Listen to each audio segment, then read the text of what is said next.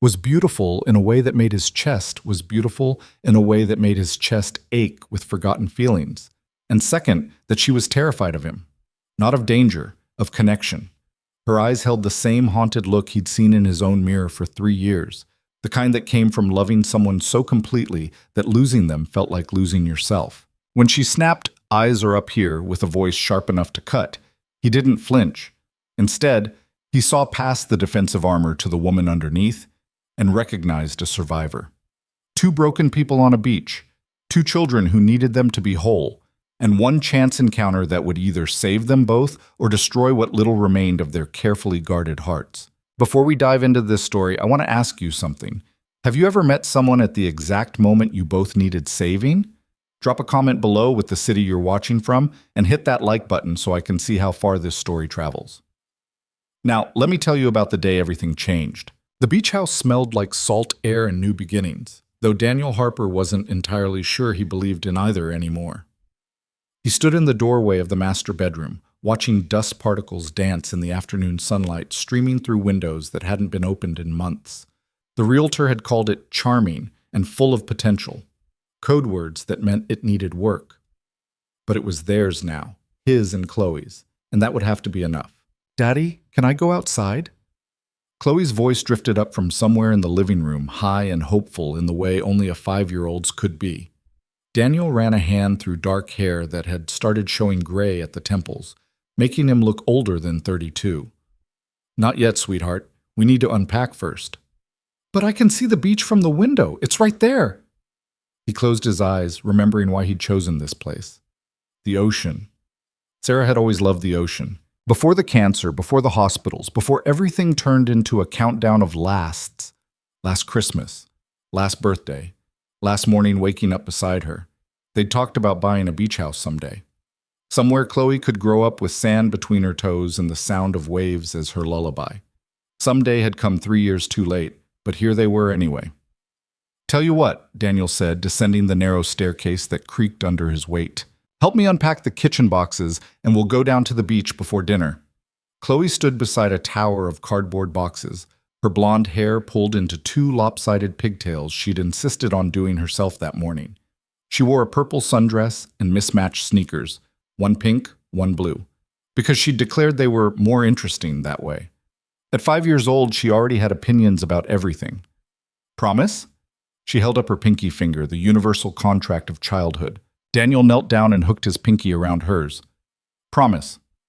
They worked in comfortable silence for a while, Daniel unwrapping dishes wrapped in newspaper while Chloe carefully arranged her plastic cups in the lower cabinet.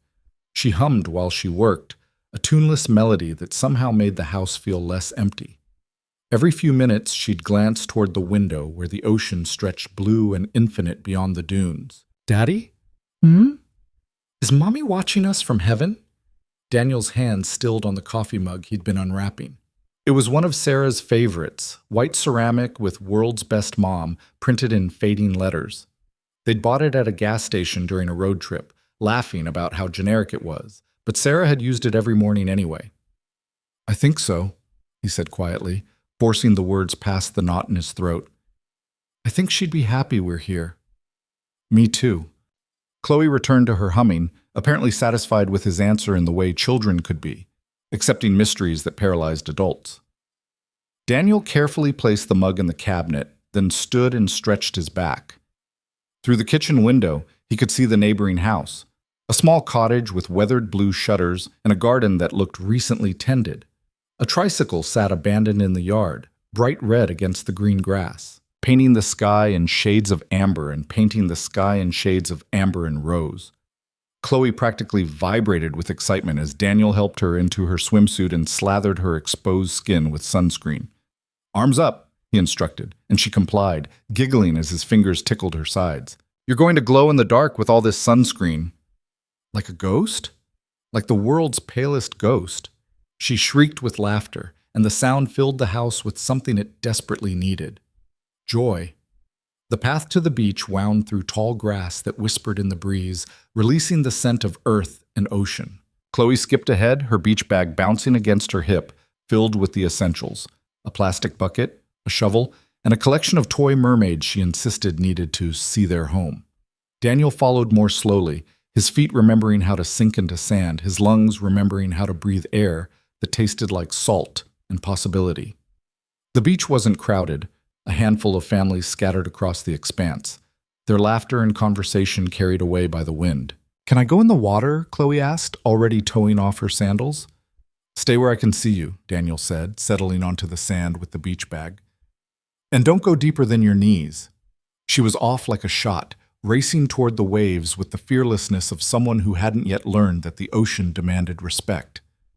Daniel watched her splash into the shallows, squealing as the cold water hit her legs. For a moment, he let himself relax, let the tension he'd been carrying in his shoulders since Sarah's death ease slightly. This was good. This was right. They could build a life here. Chloe played at the water's edge for nearly an hour, constructing elaborate sandcastles and conducting serious conversations with her mermaids. Daniel watched her, occasionally calling out reminders to stay close, his phone forgotten in his pocket. No work emails, no sympathy calls from well-meaning friends who didn't know what to say anymore. Just him and his daughter and the endless patience of the ocean. Then Chloe turned to run back toward him, excited about some treasure she'd found. A shell, probably, or a piece of sea glass, and her foot caught on something buried in the sand. She went down hard, her surprised cry cutting through the ambient noise of the beach. Daniel was on his feet before he'd consciously decided to move, his heart hammering. But someone closer had already reached her, a woman in a striking red bikini who'd been walking past with a towel slung over her shoulder. The woman knelt in the sand beside Chloe, her long dark hair falling forward as she leaned down. Daniel couldn't hear what she was saying, but her hands moved with practiced efficiency, checking Chloe for injuries with the calm competence of someone who knew what they were doing. By the time Daniel reached them, Chloe was already being helped to her feet, brushing sand from her knees. "I'm okay, Daddy," she announced, though her eyes were bright with unshed tears. "I just tripped." "Let me see." Daniel dropped to one knee, examining the scrape on her shin. Nothing serious, barely bleeding, just angry and red. He'd clean it when they got back to the house. "She's all right," the woman said, her voice carrying a faint accent Daniel couldn't quite place. "Just startled more than hurt." Daniel looked up, and the breath caught in his throat. The woman was striking. Not in the polished magazine cover way, but in the raw, unguarded way of someone who'd stopped trying to be anything other than exactly who they were. Dark eyes that held depths he couldn't read, sharp cheekbones and full lips pressed into a neutral line. Her red bikini was simple, almost modest by beach standards, but it fit her like it had been chosen deliberately, a statement of defiance rather than vanity. And she was watching him with an expression that made him acutely aware of where his eyes had briefly traveled before meeting hers. "Eyes are up here," she said sharply, standing and brushing sand from her knees. Daniel felt heat rise to his face, not embarrassment exactly, but the uncomfortable awareness of having been caught in a moment of human weakness. He stood slowly, keeping one hand on Chloe's shoulder. "I wasn't," he started, then stopped. Protesting would only make it worse. Instead, he met her gaze directly and said, "Thank you for helping her." Something flickered in those dark eyes. Surprise, maybe. As if she'd expected him to argue or make excuses, and his simple honesty had thrown her off balance. "It's fine," she said, her tone softening slightly. "Kids fall. It happens." "I'm Chloe," his daughter announced, apparently unconcerned by the tension between the adults. "We just moved here. That's my daddy. His name is Daniel, but everyone calls him Dan except my grandma, who calls him Danny, which he says makes him sound like he's 5. Despite everything, the woman's lips twitched toward a smile. "Is that so?" "Uh-huh. What's your name?" "Elena." "That's pretty. Do you live here? On the beach, I mean. Not like actually on the beach, because that would be silly. You'd get wet when the tide came in. But like near here?" "Chloe," Daniel said gently. Breath between questions. Elena's almost smile widened slightly. "It's okay, and yes, I live nearby, in the blue house past the dunes." "We saw your house!" Chloe's excitement ratcheted up several notches. "You have a tricycle. Do you have a kid? Can I meet them?" "My son Adrian?" Elena's expression shifted, not closing down exactly, but growing more guarded. "He's 6. I'm 5, but I'll be 6 in October, which is basically 6 anyway," Chloe informed her seriously. Can Adrian come play? We could build a really big sandcastle, like the biggest one ever. We could put a moat around it and everything. Chloe, I'm sure Elena and her son have other plans, Daniel interjected, recognizing the signs of his daughter's social steamroller starting to gain momentum. Actually, he's around here somewhere. Elena scanned the beach, her hand coming up to shade her eyes. Adrian, come here, please. A small boy detached himself from where he'd been crouched by a tidal pool further down the beach. He approached slowly, his steps careful and measured in a way that made him seem older than 6. Dark hair that matched his mother's, serious brown eyes, and a wariness that Daniel recognized instantly. This was a child who'd learned to read adults carefully. Adrian, this is Chloe and her father Daniel. They just moved into the house next to ours. Hi, Chloe waved enthusiastically. Want to build a sandcastle? I have extra shovels. And mermaids. Do you like mermaids? I have 6, but you can borrow some if you want. Adrian looked to his mother, seeking permission without words. Elena hesitated, and Daniel could see the war playing out behind her eyes. The instinct to keep her son close, protected. The recognition that a child couldn't live in a bubble forever. The weight of decisions made for reasons he couldn't begin to guess. Okay, she said finally. But stay where I can see you. Yes, Mama. Adrian's face brightened slightly, and he allowed Chloe to take his hand and tow him toward the water's edge, already chattering about the architectural requirements for the biggest sandcastle ever built.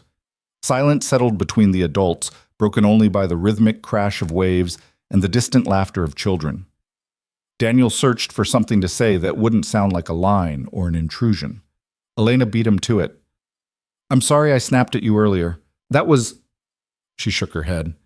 I'm not usually that defensive. You don't have to apologize. Daniel kept his gaze on the children, giving her the space to speak without the pressure of eye contact. We're all carrying something. Sometimes it makes us sharp around the edges. He could feel her looking at him now, reassessing. Your wife, she said quietly, the one who loved the ocean, is she? She died 3 years ago. The words came easier than they used to, though they still tasted like ash. Cancer. I'm sorry. Thank you. He paused, then added, What about Adrian's father? Elena's jaw tightened. Not dead, just gone. And that's all I'm comfortable saying about it. Fair enough. They stood in careful silence, watching their children work together on what was rapidly becoming less a sandcastle and more a sand metropolis. Chloe directed operations with the confidence of a tiny general, while Adrian followed her instructions with the patience of someone who'd learned that compliance was often easier than resistance. She's good with him, Elena observed. Adrian doesn't usually warm up to people this quickly. Chloe makes friends like most kids make messes, enthusiastically and without any real plan. Daniel smiled despite himself. She gets it from her mother. Sarah could strike up a conversation with anyone. Made friends in grocery store lines. I always envied that. And you? I'm more of an observer. I listen more than I talk. It used to drive Sarah crazy. She'd say I could go a whole party without saying anything meaningful to anyone, just watching and absorbing. Sounds lonely. Sometimes, Daniel admitted, but also safe. You can't get hurt if you don't let people in. Elena laughed, short and sharp. And yet here you are, on a beach, having a conversation with a complete stranger. Here I am, he agreed. Chloe has this way of pulling me out of my comfort zone. She decided we needed a fresh start, even if she didn't use those exact words. So we packed up our lives in Denver and moved to a town where we don't know anyone. Brave. Terrified, he corrected. But sometimes those feel like the same thing. Chloe's voice rang out across the beach. Daddy, we need more water for the moat. Can we use your bucket? In the bag, Daniel called back. Adrian ran toward them, his earlier wariness forgotten in the excitement of their project. He stopped in front of his mother, breathless and smiling, actually smiling in a way that transformed his serious little face. Mama, can I show Chloe the crabs in the tidal pool? Please? Elena crouched down to his level, brushing sand from his shoulder. Stay away from the deep parts, okay? And if any of them try to pinch you, you back away. I will, I promise. He hugged her quickly, then raced back to Chloe, who'd already found the bucket and was marching toward the water like a woman on a mission. When Elena straightened, Daniel caught something in her expression, a complicated mix of love and fear, and something that looked like bone-deep exhaustion. "He's a good kid," Daniel offered. "He's my whole world." She said it fiercely, like a challenge. "Everything I do, every decision I make, it's for him." "I understand that." And he did. The weight of single parenthood, the constant calculation of what was best versus what was possible, the loneliness of making every choice alone, with no one to share the burden of consequence. They fell into silence again, but this time it felt different, less tense. Two people who'd acknowledged the weight they carried, even if they weren't ready to set it down. The sun continued its descent, painting the waves in shades of gold and crimson. Down the beach, Chloe and Adrian worked on their sandcastle with the seriousness of architects, occasionally arguing good-naturedly about the placement of towers or the depth of the moat. "We should probably get going soon," Daniel said reluctantly. "I still need to feed her dinner and do the whole bedtime routine in a new house, which I'm sure will go smoothly and won't result in any meltdowns whatsoever." Elena's lips quirked. Optimistic. Delusional, more likely. He paused, then took a chance. "If you and Adrian need anything, we're neighbors now. Feel free to knock." Something shuddered in her expression, walls going back up. "We're fine, but thank you." The dismissal was clear, and Daniel accepted it without argument. He'd seen enough in her eyes to know that pushing would only drive her further away. "Chloe, time to pack up," he called. "5 more minutes?" Her automatic response, deployed with the same reliability as the tides. "Now please, we've got a lot to do still." She grumbled but complied, Adrian helping her collect the toys scattered around their construction project. They said their goodbyes with the easy sincerity of children, already making plans for future beach adventures as if it were a foregone conclusion they'd see each other again. Daniel gathered their things, hyper-aware of Elena standing a few feet away, watching her son with an intensity that spoke of vigilance born from necessity. "It was nice meeting you," he said, hoisting the beach bag over his shoulder. "You too." She didn't quite meet his eyes. "And Daniel, I really am sorry about your wife. I'm sorry about whatever made you need armor on a beach." Her sharp intake of breath told him he'd struck close to something true. But before she could respond, he'd already turned away, taking Chloe's hand and heading back toward the path through the dunes. "I like Adrian," Chloe announced as they walked. "He's quiet, but he's nice, and he knows a lot about crabs. Did you know they can walk sideways? Not just backwards or forwards, but sideways. Isn't that cool?" "Very cool," Daniel agreed, only half listening. His mind was still on the woman in the red bikini, standing alone on the beach with her walls up and her heart locked tight. He recognized that kind of defense because he'd built the same walls around himself. The difference was, he'd had 3 years to reinforce his. Elena's seemed newer, the mortar still wet, hastily constructed against some recent assault. Whatever had happened to her, whoever had hurt her, it was still raw. And absolutely none of his business, Daniel reminded himself firmly. They were neighbors. That was all. He had enough on his plate rebuilding his and Chloe's life without getting tangled up in someone else's complicated past. The house felt less empty when they returned, as if their afternoon at the beach had somehow begun the process of transforming it from a structure into a home. Daniel made dinner, grilled cheese and tomato soup, Chloe's favorite, while she chattered about Adrian and sandcastles and all the things they'd build together. "Can he come over tomorrow, please? I want to show him my room and my mermaids, and we could watch a movie." "Does he like Moana?" "Everyone likes Moana." "We'll see," Daniel said, the universal parent response that meant probably not, but I don't want to deal with the disappointment right now. After dinner, they tackled the bedtime routine in the new house. Chloe insisted on unpacking all her stuffed animals and arranging them on her bed in a specific order that she claimed was very important for their feelings. Daniel read her 3 stories instead of the usual 2, because the look in her eyes when he tried to close the book told him she needed the extra comfort of familiar words in an unfamiliar place. "Daddy?" she whispered as he tucked her in. "Do you think Mommy would like it here?" Daniel smoothed her hair back from her forehead, his throat tight. "I think your mommy would love anywhere that made you happy. And you seem pretty happy today." "I was." She yawned, her eyelids already drooping. "Adrian's nice, and his mom is pretty. Did you think she was pretty? That's not really. Daniel fumbled for words, but Chloe was already asleep, her breathing evening out into the soft rhythm of childhood dreams. He sat there for a long moment, watching her sleep, remembering all the nights Sarah had sat in this exact position, marveling at the miracle of their daughter. The weight of solo parenting pressed down on him, the constant awareness that every decision, every conversation, every moment of guidance fell solely on his shoulders now. He missed having someone to turn to at the end of the day and ask, "Did I handle that right? Should I have said something different?" He missed not being alone.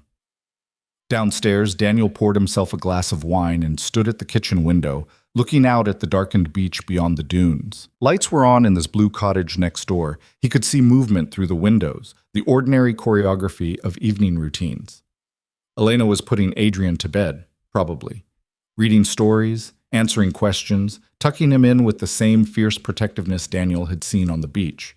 Single parents, both of them, building lives from the wreckage of whatever had come before, trying to give their children stability while barely holding themselves together. He should let it be, should focus on his own healing, his own daughter. Getting involved with a neighbor who clearly wanted nothing to do with him, that was a complication he didn't need. But he couldn't stop thinking about the way Elena had snapped at him, then immediately softened. The glimpse of vulnerability beneath the armor, the way she'd looked at Adrian with such desperate love, like he was the only thing anchoring her to the world. Daniel knew that look. He wore it himself every time he looked at Chloe. Maybe that's why he couldn't quite let it go. The recognition of kinship between survivors. The understanding that sometimes the bravest thing you could do was get through another day without falling apart. He finished his wine and headed upstairs, checking on Chloe one more time before going to his own room. Sleep came slowly, his mind replaying the afternoon on the beach. Elena's guarded eyes, her sharp defense of her space, the softness that had briefly shone through when she'd helped Chloe.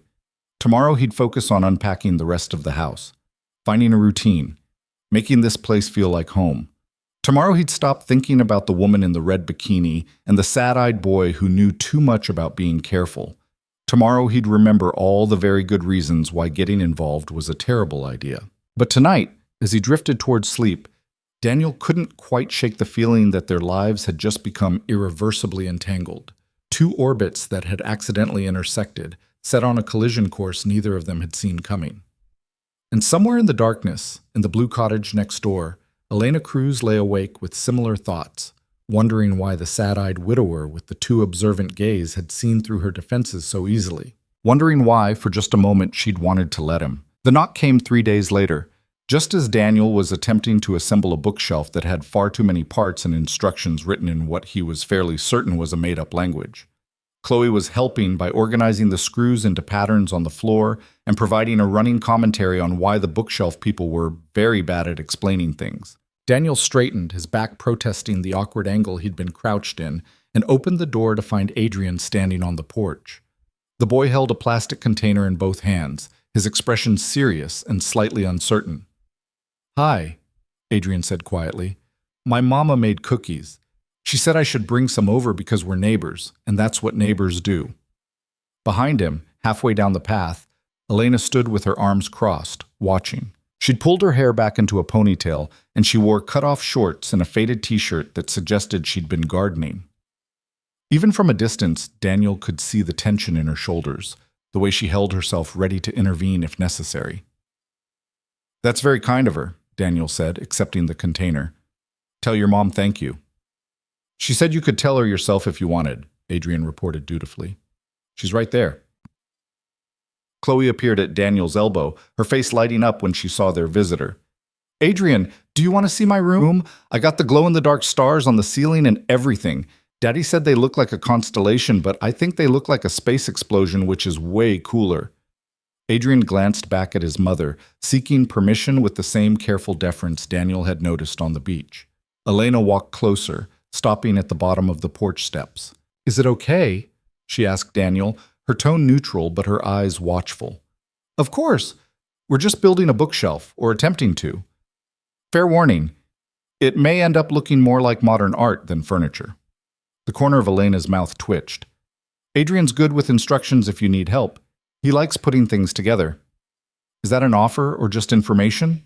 She hesitated, and Daniel could see the war playing out behind her eyes again. The desire to maintain distance versus the pull of basic human interaction.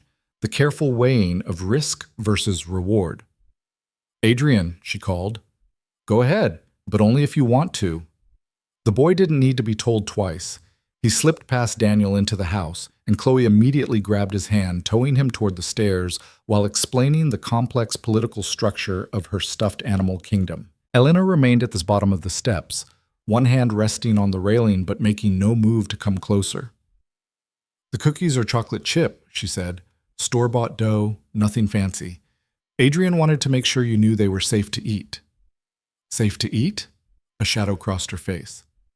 His father had opinions about accepting food from strangers. Adrian's still working through some of that.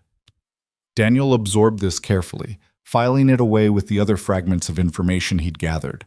Elena's ex-husband, someone who'd taught a 6-year-old to be suspicious of kindness, someone who'd left marks that weren't necessarily visible but were no less real. Well, I promise not to judge the cookie source, Daniel said, and I appreciate the gesture. We haven't really met any other neighbors yet. There aren't many year-round residents on this stretch, mostly summer rentals and vacation homes. The Blue Cottage has been mine for about 8 months now. She paused, then added, We moved here from California. Needed a fresh start. Seems to be going around. Daniel leaned against the doorframe, keeping his posture casual and non-threatening. Denver for us. The city felt too loud after everything. Chloe needed space to breathe, and I needed to stop seeing Sarah's ghost in every coffee shop and park we used to visit. Elena nodded slowly, understanding flickering in her dark eyes. Grief has a way of haunting familiar places. What's your excuse? The question came out before he could stop it, too direct and too personal. He expected her to shut down, to make some polite excuse and leave. Instead, she surprised him. Fear, she said simply. Fear has a way of making anywhere feel unsafe, so you run until you find a place small enough that you can see all the exits. The honesty of it hung in the air between them, raw and undefended. Daniel found himself responding in kind, some instinct recognizing that this was a moment that required equal vulnerability. I get that, he said quietly. Different reasons, maybe, but I get the impulse to run, to start over where nobody knows your story or expects you to be anything other than exactly who you are in this moment. And who are you in this moment? A terrible furniture assembler who's desperately hoping his daughter's new friend actually can read instructions better than him.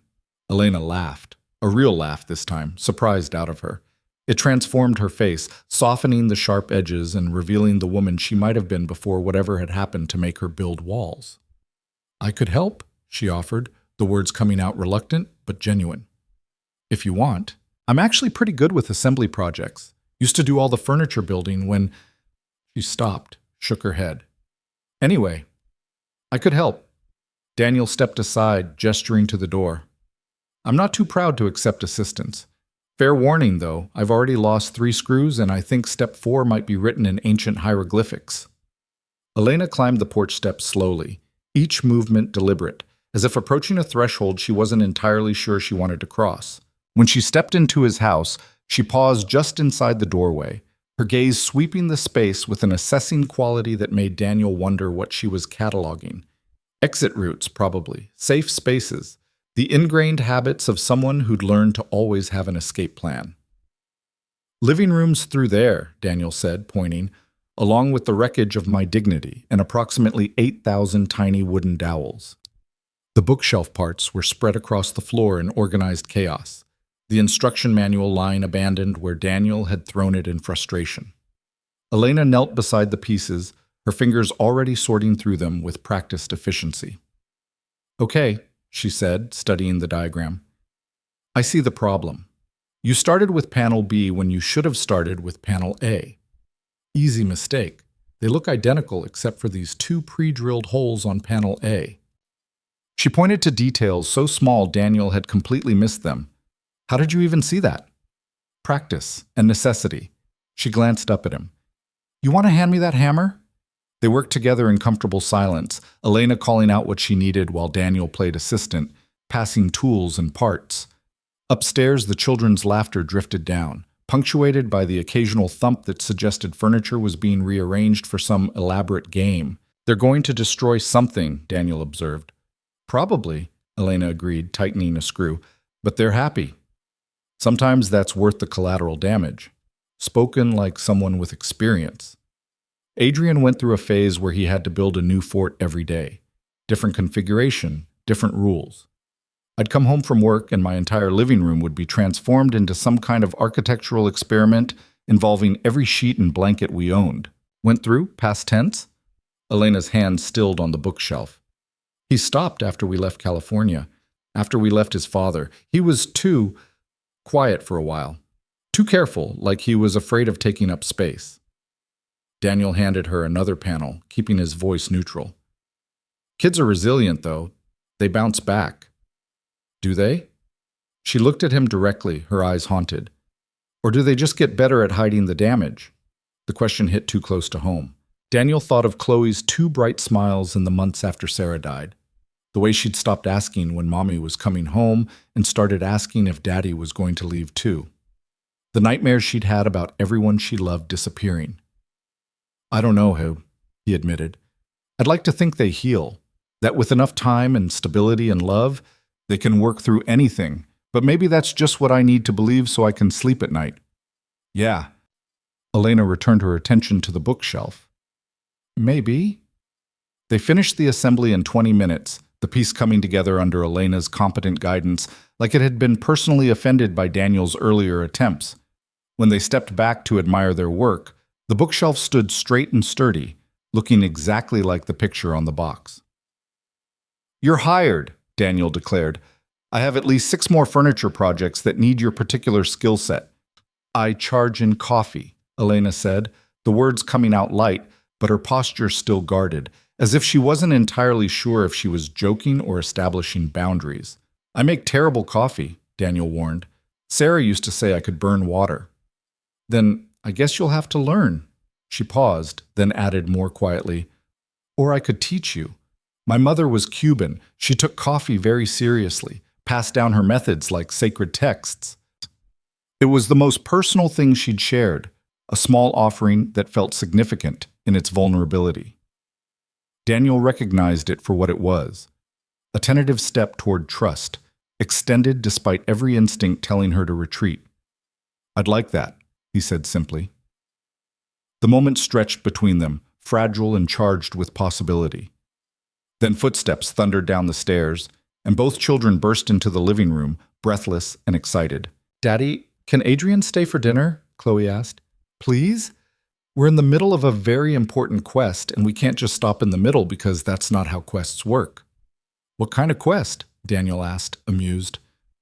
We're rescuing the mermaids from the evil sea wizard, Adrian explained, his earlier shyness forgotten. But we have to find 3 magic shells first, and we only have 2. Very serious business, Daniel agreed. He glanced at Elena. If it's okay with Adrian's mom, he's welcome to stay. Elena's expression flickered, surprise, wariness, and something that might have been longing, all competing for dominance. I don't want to impose. You helped me build a bookshelf, Daniel interrupted gently. The least I can do is share whatever I manage to cook for dinner. Though I should warn you, my culinary skills are only marginally better than my furniture assembly abilities. Mama, please. Adrian's voice was soft but hopeful, his eyes wide. Please, can we stay? It was the we that did it, Daniel suspected. The inclusion of Elena in the invitation, making it clear she wasn't being asked to drop her son off, but to join them. To be part of something rather than just facilitating her child's social life. Okay, Elena said finally, but I'm helping cook. I can't watch someone suffer through meal preparation without intervening. Deal. The next 2 hours passed with an ease that surprised them both. Elena took charge of the kitchen with the same quiet competence she'd brought to the bookshelf assembly, transforming Daniel's plan of pasta and jar sauce into something that actually required chopping and seasoning and technique. He worked beside her, following instructions, trying not to notice the way her hair fell forward when she leaned over the cutting board, or the small scar on her left hand that suggested an old injury. The children set the table without being asked, conducting serious negotiations about plate placement and whether the mermaids needed their own seats. They'd found the third magic shell, apparently, a piece of broken tile from Chloe's craft supplies that they decided counted because magic items don't have to look special, they just have to feel special. That's actually pretty wise, Elena murmured, stirring the sauce. Chloe gets it from Sarah, Daniel said. She had this way of finding magic in ordinary things, could make a trip to the grocery store feel like an adventure. That's a gift. Elena's voice carried weight, suggesting she understood the value of making the mundane feel special. Adrian's father was the opposite. Everything had to be perfect, controlled, exactly as he wanted it. There was no room for magic, just rules. Daniel absorbed this, another piece of the puzzle that was Elena Cruz. He wanted to ask more, to understand what had driven her across the country to this small beach town. But he'd learned patience in the 3 years since Sarah's death, learned that some stories couldn't be rushed, that trust was built in small moments rather than grand declarations. So instead he said, "I'm glad you found a place where there's room for magic again." She looked at him then, really looked at him, and something shifted in her expression. Not quite softening, but a recognition of being seen, being understood on a level that went beyond polite conversation. "I'm trying," she said quietly. "Some days are easier than others." Dinner was louder than Daniel's meals had been in months, filled with the children's chatter and laughter.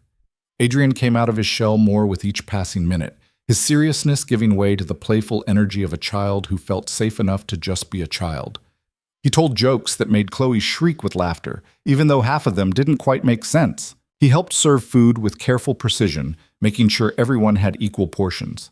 And when Elena gently corrected his table manners, "Adrian, napkin, please," he complied without flinching, without the wariness Daniel had seen earlier.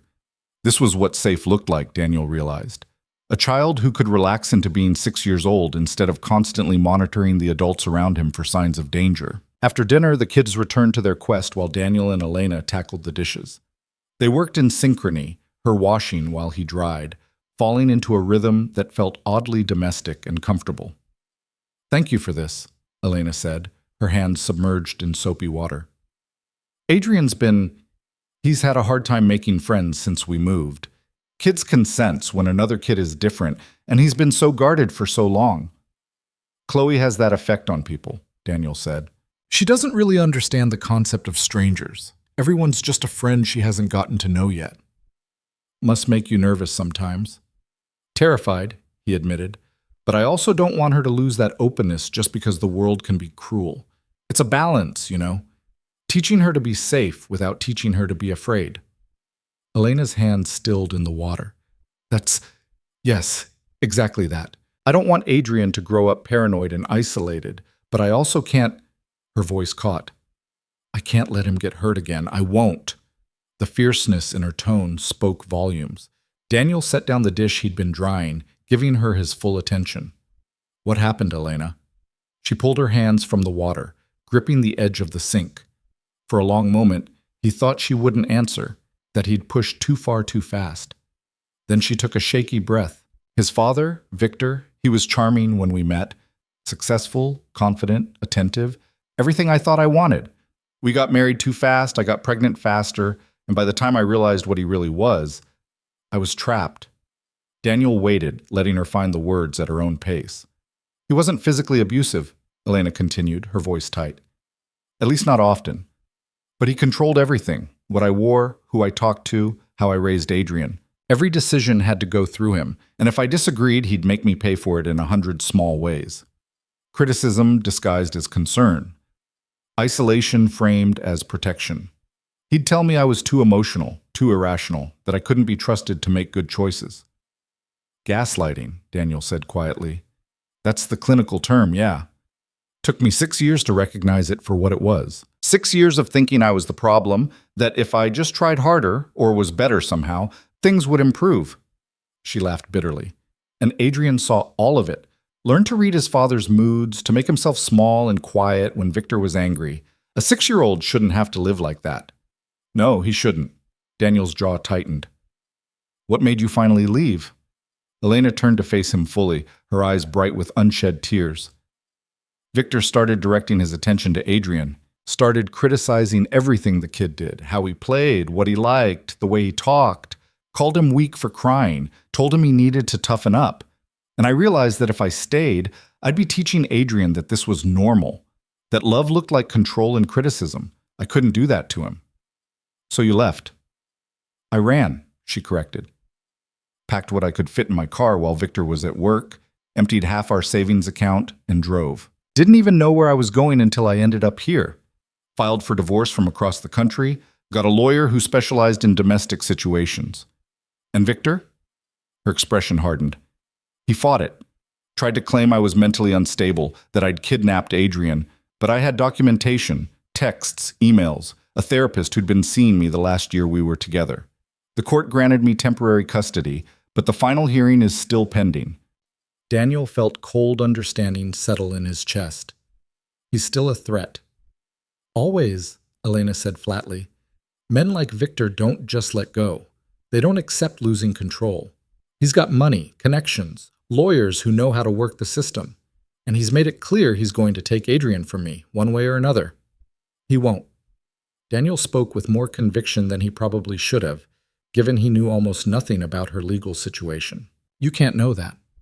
Maybe not. But You can't know that. Maybe not. But I know that you're stronger than you think you are. You got out. You're building a new life.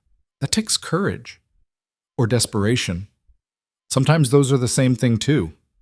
They stood in the kitchen, the comfortable domesticity of moments before replaced by the weight of shared truths. Daniel wanted to reach out, to offer some physical comfort, but he sensed that would be too much too soon.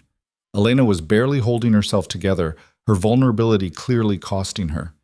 I should go, she said finally, wrapping her arms around herself. Thank you for dinner and for listening. Any time. He meant it. And Elena, if you ever need anything, if Victor shows up or you just need someone to talk to, I'm right next door. She nodded, not quite meeting his eyes. Adrian, time to go, honey. The children appeared, faces falling at the announcement. Already? Chloe whined. But we didn't finish the quest. Quests take multiple days, Adrian said sagely, though he looked just as disappointed. We can continue tomorrow if your dad says okay. Daddy? Chloe turned pleading eyes on Daniel. We'll see, he said, the universal parent hedge. But when he caught Elena's gaze, he added, Actually, yes. If Elena doesn't mind, you're both welcome to come back tomorrow. Can we, Mama? Please? Elena hesitated, and Daniel could see her instinct to refuse, to maintain distance and safety. But then she looked at her son's hopeful face, at the first real excitement she'd probably seen from him in months, and something in her resolved. Okay, she said softly. Tomorrow. The children cheered, exchanging elaborate handshakes and promises to continue their adventures. Elena gathered her things slowly, as if reluctant to leave despite her earlier claim. At the door she paused. Thank you, Daniel. For today. For everything. Thank you for trusting me with your story. I don't know why I did, she admitted. I haven't talked about it with anyone here. Haven't let anyone close enough to ask. Maybe you were tired of carrying it alone. Her eyes glistened. Maybe. Daniel watched from the porch as Elena and Adrian walked back to their cottage, their silhouettes outlined against the darkening sky. Adrian skipped ahead, his earlier guardedness forgotten, while Elena moved more slowly, her shoulders carrying visible weight. Behind him, Chloe tugged on his hand. Daddy? I really like Adrian, and I think his mom is nice, even though she's sad sometimes. What makes you think she's sad? Her eyes, Chloe said simply. They're like yours were, after Mommy died. Like she's smiling on the outside but hurting on the inside. Daniel knelt down, pulling his daughter into a hug.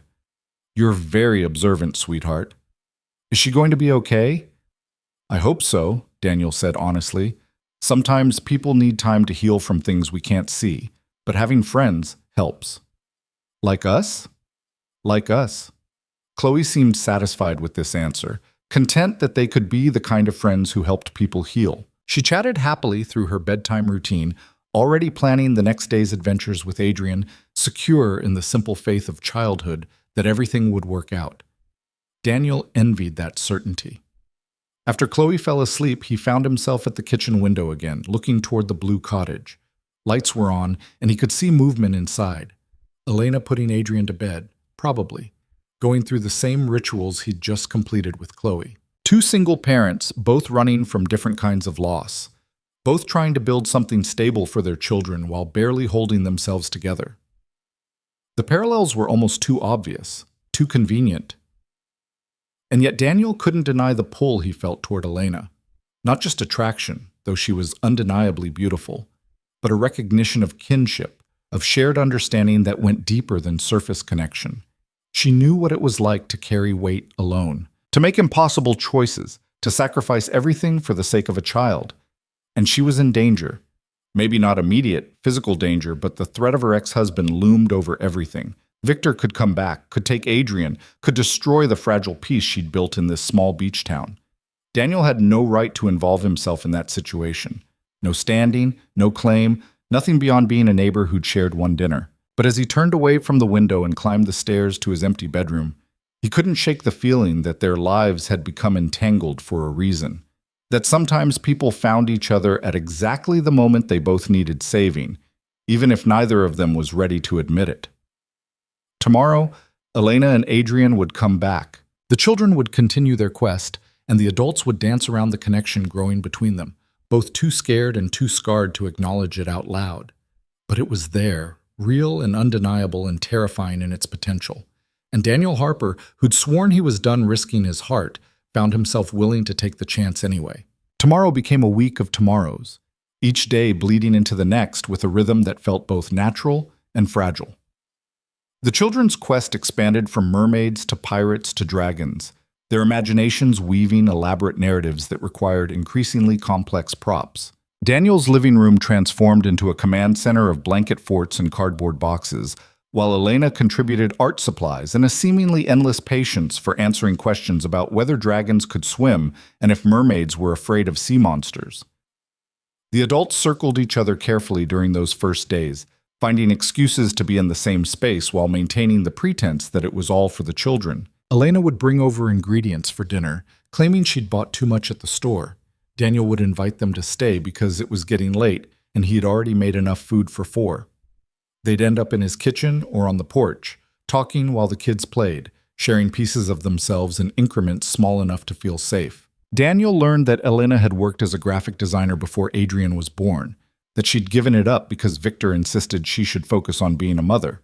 She was trying to rebuild her portfolio now, taking freelance jobs when she could, slowly reclaiming the parts of herself she'd lost. Elena learned that Daniel had been a high school English teacher in Denver, that he'd taken a leave of absence after Sarah died and never quite found his way back. He was living off Sarah's life insurance and savings, trying to figure out what came next, if there even was a next beyond getting through each day. "That's not sustainable," Elena said one evening as they sat on his porch, watching the sun paint the ocean in shades of amber. The children were inside, acting out some elaborate scene involving a captured prince and a rescue mission. "I know," Daniel admitted, "but every time I think about going back to teaching, I can't imagine standing in front of a classroom full of kids and pretending I have answers when I can barely figure out my own life." "You don't have to have answers, you just have to show up." "Is that what you tell yourself? When you're trying to rebuild everything from nothing?" Elena's fingers tightened around her wine glass. "Every single day. Some mornings I wake up, and the weight of it is so heavy I can barely get out of bed. But then Adrian comes in asking about breakfast, and I don't have a choice. I have to show up, so I do. And the days when showing up isn't enough, I fake it until it is." She glanced at him, vulnerability flickering across her face. "You think I'm holding it together, but most days I'm one phone call from Victor's lawyer away from falling apart. I'm terrified constantly, that I'm not enough, that I'm damaging Adrian in ways I can't see, that Victor will find some way to take him from me." Daniel set down his own glass, turning to face her fully. "You're one of the strongest people I've ever met, Elena. You left an abusive situation, rebuilt your entire life, and you're raising a kid who's kind and thoughtful and brave despite everything he's been through. That's not faking it. That's surviving." "Surviving isn't the same as living." "No," he agreed quietly. "But sometimes it's the best we can do until we remember how." The moment stretched between them, charged with unspoken recognition. Elena's eyes held his, and for the first time since they'd met, she didn't look away, didn't retreat behind her walls or deflect with a sharp comment. She just let herself be seen, fully and without armor. Daniel's hand moved almost of its own accord, reaching across the space between them to brush a strand of hair from her face. His fingers lingered against her cheek, and he felt her sharp intake of breath, saw her eyes widen with something that looked like equal parts fear and longing. "Daniel!" she started, but whatever she was going to say was interrupted by Adrian's voice calling from inside. "Mama, Chloe says the dragon can't fly with a broken wing, but I think dragons have magic healing, so it should work. Who's right?" Elena pulled back, the moment fracturing. She stood quickly, smoothing her hands down her shorts. We should probably go. It's getting late." "Elena, wait. Please don't." Her voice was tight, controlled. "Please don't make this complicated." "It's already complicated," Daniel said, standing to face her. "Has been since the moment you helped Chloe on the beach." "Then we need to uncomplicate it." She wrapped her arms around herself, that familiar defensive posture. "I can't do this, Daniel. I can't let myself. I'm barely holding my life together. I don't have room for anything else." "I'm not asking for anything else. I'm just asking you not to run away from something that could be good." "You don't understand." Her eyes glistened in the fading light. "Men like Victor, they don't just let go. They watch. They wait. They look for weaknesses to exploit. If he finds out if there's someone in my life, someone Adrian is attached to, he'll use it against me. He'll say I'm prioritizing my personal life over my son, that I'm unstable, moving too fast, making poor choices. He'll twist it into ammunition." Daniel felt cold understanding settle in his chest. "So you're just going to what? Stay isolated forever? Never let anyone close because your ex-husband might use it against you?" "If that's what it takes to keep Adrian safe, yes." The words came out fierce, absolute. "I know what you're thinking, that I'm letting him control me even now, that I'm giving him power by living in fear. But you don't have kids, Daniel. You don't know what it's like to—" She stopped abruptly, horror washing over her face as she realized what she'd just said. "I'm sorry," she whispered. I didn't mean—" "I do have a kid," Daniel said quietly, his voice carrying an edge of hurt he couldn't quite hide. "And I know exactly what it's like to be terrified every single day that you're making the wrong choices, that you're failing them in ways you can't see, that you're not enough to make up for what they've lost." "Daniel, please, I wasn't thinking—" "No, you're right." He stepped back, creating distance between them. "I'm not a single parent dealing with a custody battle. My situation is different, easier in a lot of ways. Sarah's gone, and as much as that destroys me, at least I know Chloe is safe. I don't have to look over my shoulder wondering if someone's going to try to take her from me." Elena's face crumpled. "I'm so sorry. That was cruel and thoughtless and—" "Truthful," Daniel interrupted. "You're scared. I get it, and maybe you're right to be. But don't push me away and then pretend it's just about protecting Adrian. That's not fair to either of us." "Then what do you want from me?" Her voice rose, frustration and fear bleeding through. "You want me to say that I feel something? That these last couple weeks have been the first time in years I've felt like a person instead of just a mother or a victim? That when I'm with you, I can almost remember what it was like to be happy?" "Yes," Daniel said simply. "I want you to admit that this is real, that it matters." "It doesn't matter if it puts my son at risk. Adrian is playing with Chloe in my living room right now, laughing and being a kid. How is that risk? How is letting yourself have something good risk?" "Because good things end." The words burst out of her, raw and desperate. "Good things get taken away. People leave, or they die, or they turn into someone you don't recognize. And when they're gone, you're left with nothing but the memory of how much better it was before, and that hurts worse than never having it at all." The silence that followed was deafening. Elena stood trembling, her hands clenched into fists at her sides, looking shocked by her own outburst. Inside the house, the children's laughter continued, oblivious to the adults falling apart on the porch. Daniel moved toward her slowly, carefully, like approaching a wounded animal. "Elena, don't," she whispered. "Please don't be kind to me right now. I can't." He pulled her into his arms anyway, and she collapsed against him, her body shaking with silent sobs. He held her while she cried, one hand stroking her hair, the other pressed against her back, feeling each shuddering breath. I'm so tired, she said against his chest. I'm so tired of being afraid all the time. I know. And I'm so angry at Victor for doing this to us, at myself for staying as long as I did, at the universe for being so unfair. You're allowed to be angry. She pulled back slightly, looking up at him with red-rimmed eyes. When does it get easier? When does the fear stop? I don't know if it ever does completely, Daniel said honestly. 3 years later, and I still wake up some mornings forgetting Sarah's gone. Still reach for my phone to call her before I remember. Still feel guilty every time I have a good day because it feels like betraying her memory. How do you stand it? I don't some days, but Chloe needs me to try, so I do. And lately, he hesitated, then decided to risk the truth. Lately, it's been easier because I'm not trying alone. Elena's breath caught. Daniel, I'm not asking you to figure everything out right now, he said gently. I'm not asking you to make promises or put Adrian at risk.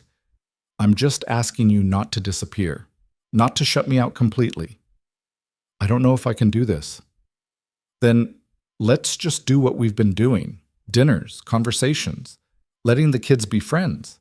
We don't have to call it anything or define it. We just keep showing up. She studied his face in the dying light, searching for something.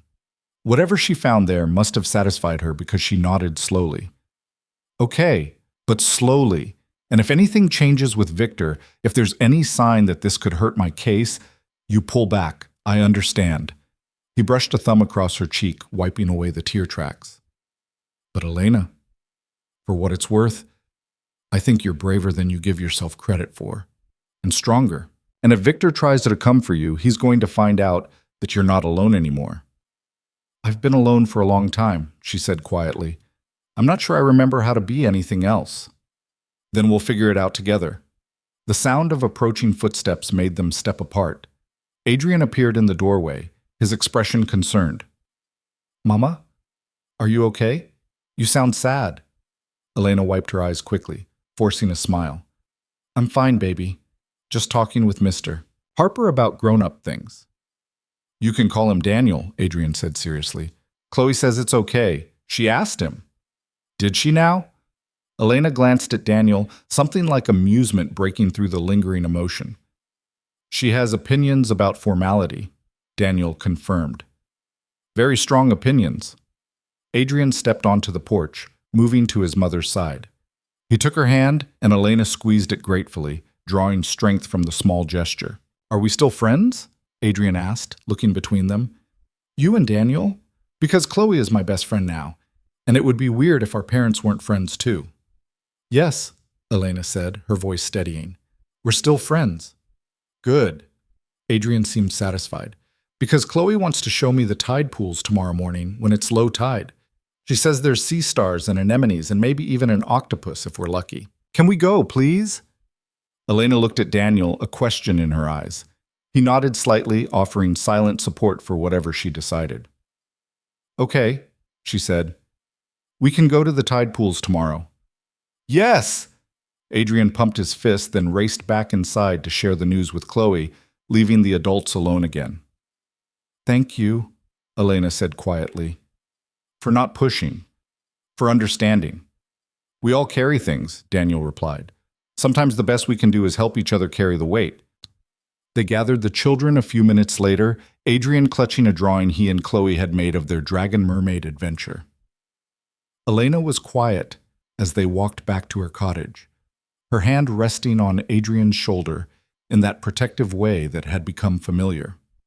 At her door, she turned back to look at Daniel, who'd walked them home and now stood at the edge of her yard. Daniel, she called.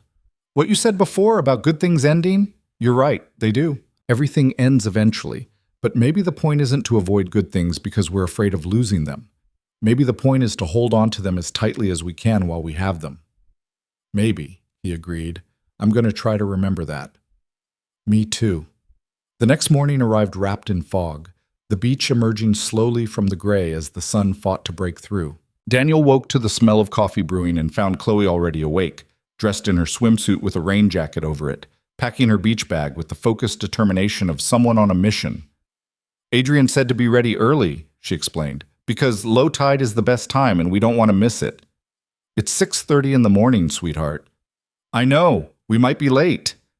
Daniel smiled despite his exhaustion, letting her energy pull him into the day. He made breakfast while Chloe bounced around the kitchen, already talking about all the things they might find in the tide pools. The knock came at 7, and Daniel opened the door to find Elena and Adrian on the porch. Elena held 2 travel mugs of coffee, which she offered with a small, tentative smile. Peace offering, she said. I promised I'd teach you how to make decent coffee, and I figured there's no time like the present. Ooh, you made this at 6 in the morning? Adrian's been awake since 5. I needed motivation to function. She handed him one of the mugs. Cuban coffee. Fair warning, it's strong. Daniel took a sip and felt his eyes widen. That's not coffee, that's liquid consciousness. Elena laughed, and the sound made something in his chest loosen. They were okay.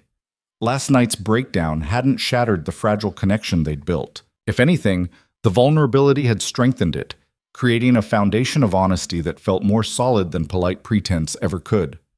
The walk to the beach was loud and chaotic, both children racing ahead and then circling back to show their parents interesting rocks or pieces of driftwood. The fog was lifting by the time they reached the tide pools, revealing a landscape transformed by the receding ocean. Where Daniel had only ever seen beach, there now existed an alien world, rocky outcroppings creating pools of trapped seawater, each one teeming with life. Sea stars clung to rocks in brilliant shades of orange and purple. Anemones waved their tentacles in invisible currents. Tiny fish darted through the shallow water, and hermit crabs scuttled across the sand. Chloe and Adrian moved from pool to pool with reverent excitement, Adrian explaining the ecosystem with the earnest authority of a child who'd clearly spent time studying marine life. You don't touch the anemones hard, he instructed Chloe. Just gentle, with one finger, and they close up. But you have to be careful because they're alive and we're just visitors in their home. Adrian's very serious about respecting marine life, Elena said to Daniel as they followed the children. We spent a lot of time at the aquarium in California. It was one of the few places Victor would let us go without him. Because it was educational? Because it was controlled. Set hours, specific route through the exhibits, nothing unexpected. She knelt beside a pool, trailing her fingers through the water. I think that's part of why Adrian loves it so much. The ocean is chaotic and unpredictable. Everything Victor hated. Daniel crouched beside her, watching a sea star slowly traverse the bottom of the pool. How are you doing? After last night? Embarrassed. Relieved. Terrified. She glanced at him. Take your pick. You don't have to be embarrassed. Everyone breaks sometimes. I don't break, Elena said, but there was no heat in it. I can't afford to. Everyone breaks, Daniel repeated gently. The strong ones just know how to put themselves back together. Before Elena could respond, Adrian's excited voice cut through the morning air. Mama, Mr. Daniel, come look! We found an octopus! They hurried to where the children stood, pointing into a deeper pool. Sure enough, tucked beneath a rocky overhang, a small octopus regarded them with intelligent eyes, its skin shifting colors to match the surrounding rocks. It's beautiful, Chloe breathed. Can we keep it? No, baby, Daniel said. It belongs here. We're just lucky we get to see it. That's what Adrian said too, but I wanted to make sure. They watched the octopus for several minutes, all 4 of them quiet in the presence of something wild and perfect. Then it jetted away into deeper water, and the spell broke. The morning passed in exploration and discovery. The fog burned off completely, leaving them with crystalline sunshine and a breeze that carried the smell of salt and life. They found sand dollars and moon snails, watched a seal bob in the waves further out, collected shells that Chloe insisted they needed for important magical purposes. Around noon, they spread out a blanket and shared the lunch Elena had packed, sandwiches and fruit and cookies that were definitely homemade this time, not store-bought. These are incredible, Daniel said through a mouthful of chocolate chip cookie. My mother's recipe, Elena said. She died when I was 20, but I kept all her recipe cards. Sometimes making her food feels like having her back for a little while. Sarah did that with her grandmother's meatloaf, Daniel said. It was terrible, dry and bland and nothing like the way her grandmother actually made it, But she'd cook it every year on her grandmother's birthday anyway, and we'd force it down and pretend it was delicious. They smiled at each other, understanding passing between them, the ways people held on to the dead, the small rituals that kept memory alive. The children, full of food and tired from their morning adventures, lay on the blanket between their parents, their conversation growing slower and quieter. "Daddy?" Chloe said drowsily. "Can we come back here every week? Me and Adrian want to study the tide pools and learn about all the animals. If Elena doesn't mind, we'd like that," Elena said quickly. "It could be our tradition." "What's a tradition?" Adrian asked. "Something you do regularly," Elena explained. "Something that becomes special because you do it together." "Like family?" Chloe suggested. The adults exchanged glances, neither quite sure how to respond. The word hung in the air between them, weighted with possibility and danger. "Like friends," Daniel said finally. "Really good friends who care about each other." "Okay." Chloe accepted this easily, already drifting toward sleep. "I like having traditions with friends." Within minutes, both children were asleep. Adrian's head pillowed on Elena's lap, Chloe curled against Daniel's side. The adults sat in comfortable silence, watching the waves and the sky, present in the moment without trying to define it. "I got an email from Victor's lawyer yesterday," Elena said eventually, her voice barely above a whisper. "They're pushing for the custody hearing to be moved up. Want it resolved within the next 2 months." Daniel felt his stomach drop. "What does your lawyer say?" "That we'll be ready. That we have a strong case." Her hand moved absently through Adrian's hair, a soothing gesture. "But Victor has money and connections. He's hired investigators to look into my life here. They're going to try to paint me as unstable, irresponsible. They'll use anything they can find." "There's nothing to find," Daniel said firmly. "You're a good mother. Anyone who spends 5 minutes with you and Adrian can see that." "Will a judge see it, though? When Victor's lawyers are spinning everything to make me look bad?" Her eyes glistened. "What if they ask about my social life, my relationships?" "Elena, I'm not saying we can't be friends," she interrupted, "but we need to be careful. No," she gestured vaguely between them. "No complications that could be misinterpreted." Daniel wanted to argue, wanted to tell her that Victor didn't get to control her life from across the country, that living in fear of how things might look was its own kind of prison. But he looked at her face, saw the genuine terror there, and forced himself to swallow the words. "Okay," he said instead. "We'll be careful." "Thank you," she exhaled shakily. "I hate this. I hate that I can't just... that everything has to be calculated and measured. But until that hearing is over and Adrian is safe, I understand. And I'm not going anywhere, friend," he added, emphasizing the word slightly. "Friend," she agreed, but her eyes held complicated emotions that belied the simple label. They stayed on the beach until the children woke, cranky and hungry despite their earlier lunch. The walk home was quieter than the walk out, both kids dragging their feet, made clumsy by exhaustion and sun exposure. At Elena's cottage, Daniel started to say goodbye, but she surprised him by inviting them in. "I need to give the kids a bath anyway," she said. "Might as well do both at once. And I promised you a real coffee lesson, remember?" So they ended up in her bathroom, the children splashing in the tub, while the adults sat on the floor outside the open door, close enough to supervise but giving the kids space to play. Elena's cottage was smaller than Daniel's house, but it felt more lived in. Photos on the walls, mostly of Adrian, but a few of Elena with an older woman who must have been her mother. Books stacked on every surface, plants in various states of health crowding the windowsills, evidence of a life being actively constructed rather than simply endured. "You've made it a home," Daniel observed. "I'm trying." Elena pulled her knees to her chest. "It's the first place that's ever felt like it's really mine. Victor owned our house in California. Make the decisions." That must have felt like a slap in the face. I'd been so excited to move in, but now I felt like I was being forced to live in a house that wasn't mine.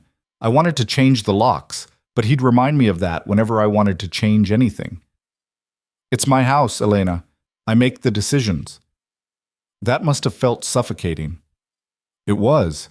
Even the furniture was his choice. The art on the walls, the color of the paint, everything. I was just decoration, something else he owned.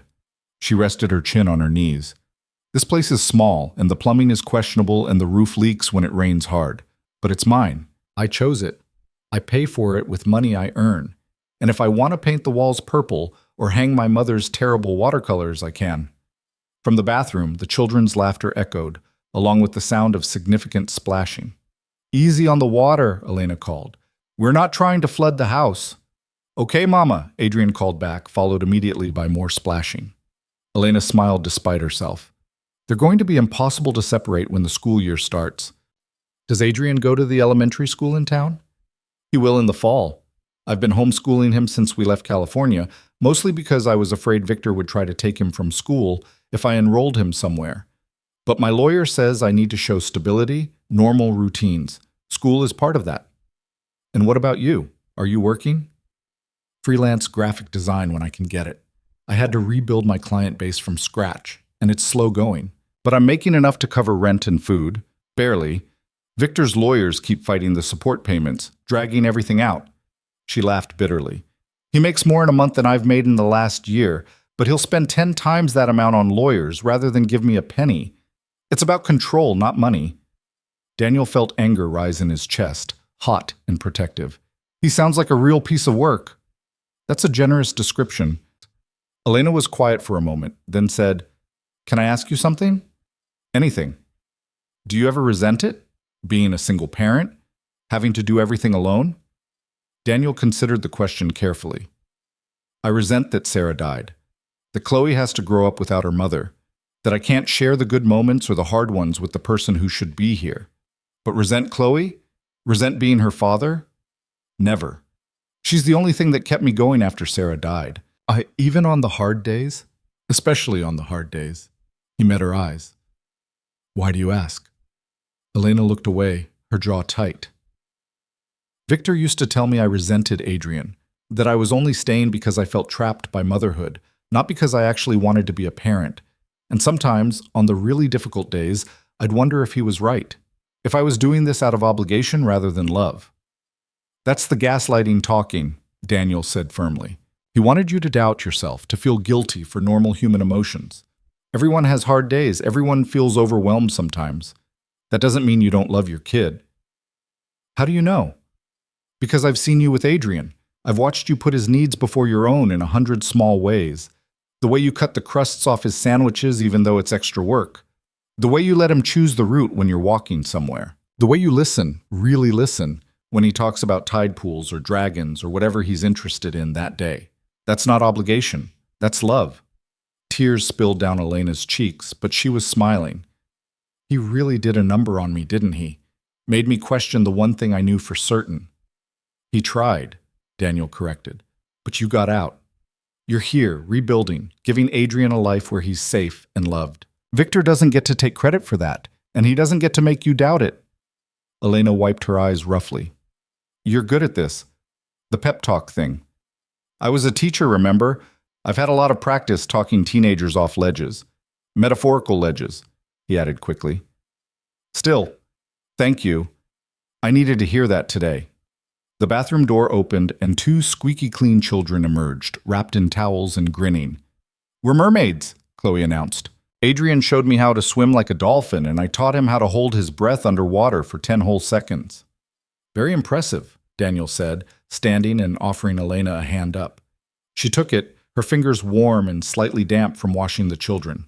They got the kids dressed in clean clothes, Chloe in spare pajamas Elena kept for emergencies, Adrian in his own dinosaur print set. Then Elena made good on her promise, showing Daniel her mother's method for Cuban coffee while the children watched a cartoon in the living room. You heat the water, but you don't let it boil, she explained, measuring out grounds with practiced precision. And you whip the first bit of espresso with sugar until it's this foam. My mother called it espuma. She said it was the soul of the coffee. Daniel watched her hands move through the familiar ritual, seeing the way it anchored her. This was meditation for Elena, this connection to her mother through food and tradition. When she handed him the small cup of coffee, he sipped carefully. It was intense and sweet, nothing like the coffee he'd been drinking for years. It's perfect, he said honestly. My mother would have liked you, Elena said softly. She always said I needed someone who could see past my walls, who'd be patient enough to wait for me to let them in. Did she meet Victor? No, She died before we got married. Sometimes I think. She stopped, shook her head. Sometimes I think if she'd been alive, she would have seen through him, would have warned me, but I was so sure I knew what I was doing. You were young and in love. We all make mistakes when we're in that state. Did you? Make mistakes with Sarah, I mean? Daniel thought back to those early days, the whirlwind courtship and quick marriage. We moved too fast, probably. Got married after dating for 6 months because we just knew. Everyone told us to wait, to be practical, but we were so sure. And were you right? Did you know? Yeah, Daniel said quietly. We were right. It wasn't always easy, but it was always worth it. Even now, knowing how it ends, I wouldn't change it. Elena's expression was wistful. I envy that. The certainty. I don't trust my judgment anymore. Don't trust myself to recognize red flags or know when something's real versus when it's just wishful thinking. Maybe you don't have to have all the answers right now. Maybe it's enough to just be present, see what happens. Is that what we're doing, seeing what happens? I thought we were being friends, Daniel said, but his tone made it a question. Friends, Elena repeated, testing the word. I haven't had many of those. Victor didn't like me having friends. Said they'd give me bad advice, try to turn me against him. That's isolation, classic control tactic. I know that now. At the time, I just thought he loved me so much he wanted me to himself. She laughed without humor. How did I not see it? How did I mistake possessiveness for love? Because he was good at making it look like love, Daniel said. And because you wanted to believe in something good. They stood in her kitchen, two people carrying different kinds of loss, finding unexpected comfort in shared honesty. Outside the window, the ocean continued its eternal rhythm, indifferent to human drama. From the living room, Chloe's voice called out, Daddy, the show's over. Can we have a snack? The spell broke, and they returned to the practical matters of parenting. Snacks were distributed, negotiations were held about screen time versus reading time, and eventually Daniel gathered Chloe and their things. At the door, Elena caught his arm. Daniel, what you said earlier about holding on to good things while we have them, I want you to know that I'm trying. This, whatever this is between us, I'm not taking it for granted. Neither am I. But I also need you to understand that if it comes down to protecting Adrian or protecting this friendship, I'll choose him every time, without hesitation. I wouldn't expect anything less, Daniel said, and for what it's worth, I'd make the same choice with Chloe. She nodded, satisfied. Then we understand each other. We do. Walking home in the twilight, Chloe chattered about the day's adventures while Daniel's mind churned. 2 months until Elena's custody hearing. 2 months of walking a careful line between friendship and something more, between honest connection and calculated caution. 2 months to hope that whatever they were building would be strong enough to survive the storm that was coming. Because Daniel had no illusions about what Victor would do if he got the chance. Men like that didn't give up power willingly. They fought dirty, played to win, and didn't care who got hurt in the process. But Elena wasn't alone anymore. She had a friend, an ally, someone who saw her strength and her fear and chose to stand beside her anyway. And if Victor wanted to take Adrian from the best mother that boy could possibly have, he'd find that he'd underestimated the quiet man next door. Daniel had lost Sarah. He'd survived that grief, learned to carry it, but he'd be damned if he'd stand by and watch Elena lose her son without fighting back. The question was, how did you fight someone who had money and lawyers and no conscience?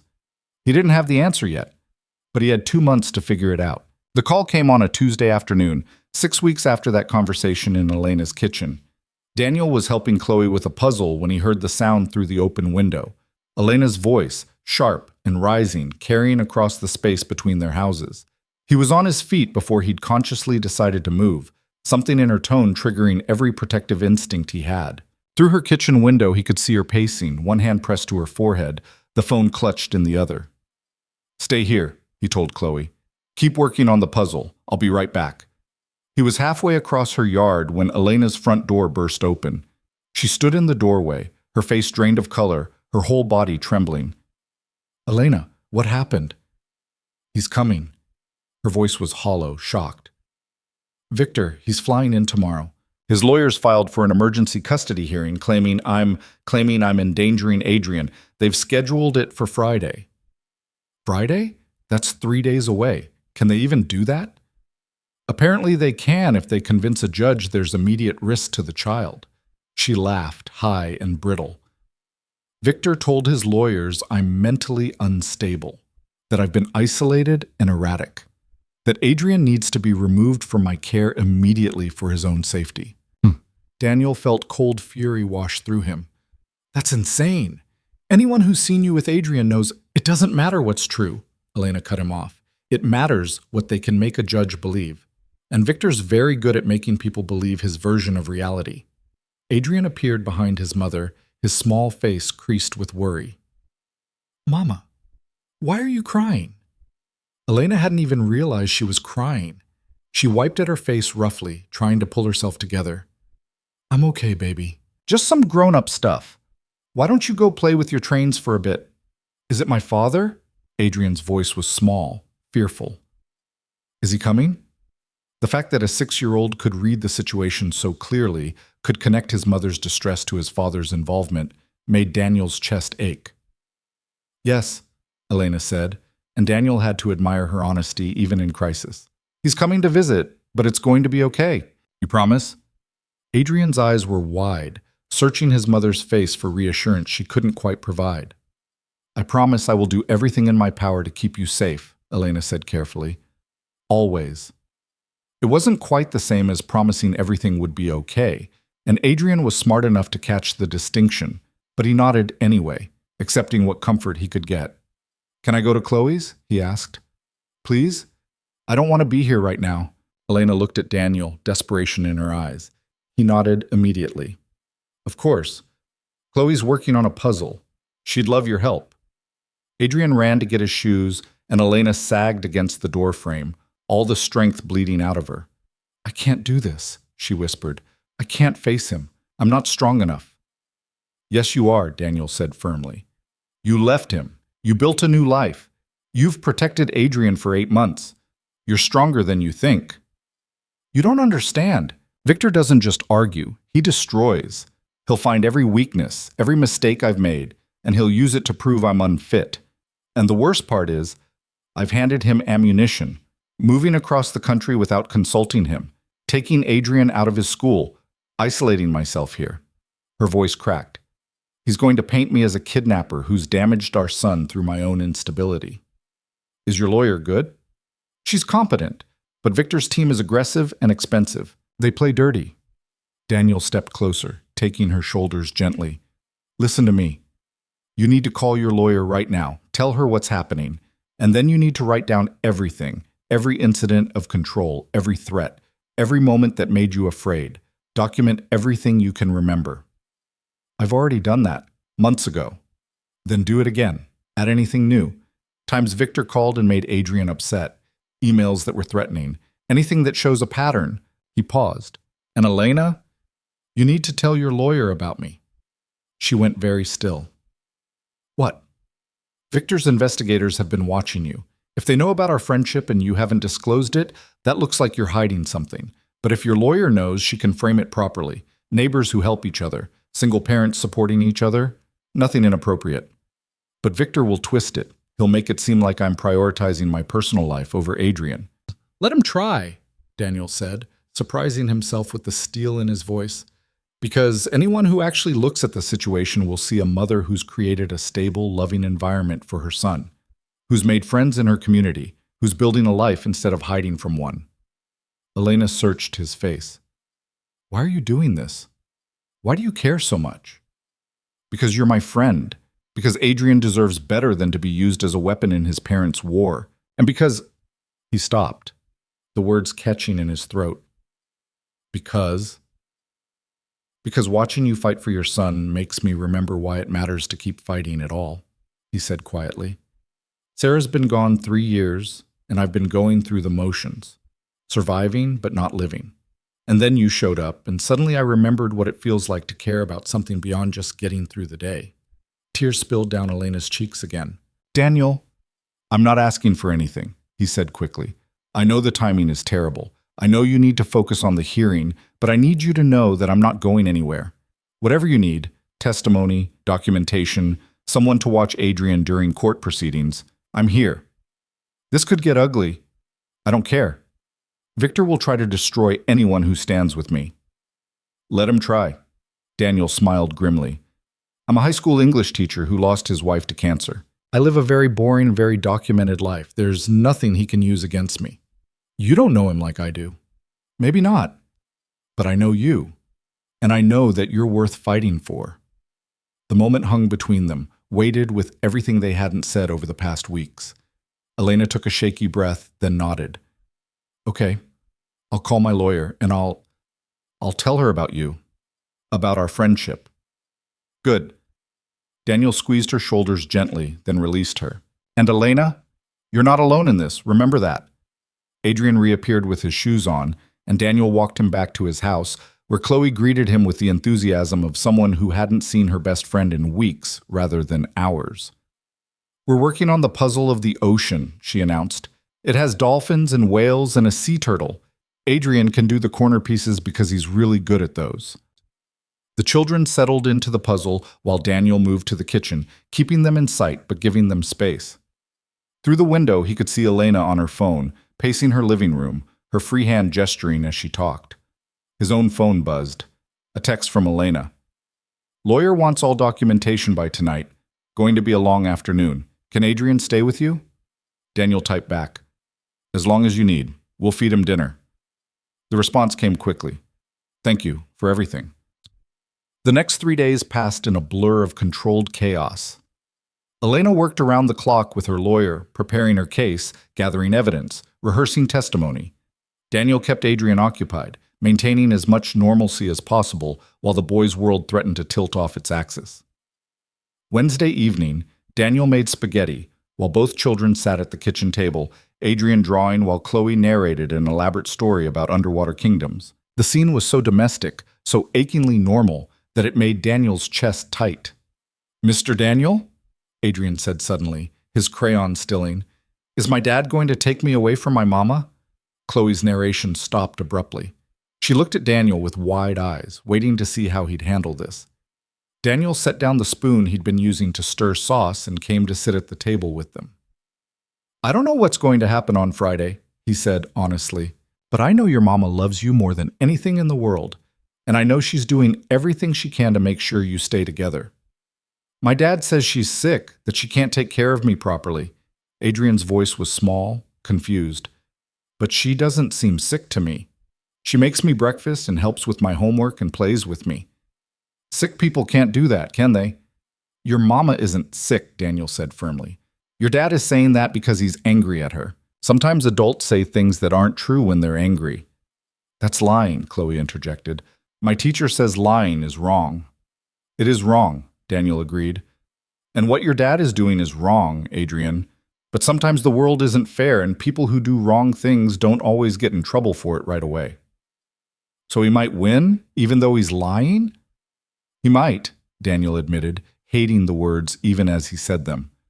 But your mama has something your dad doesn't have. What? The truth. And people who care about her who are willing to tell the truth too. He paused.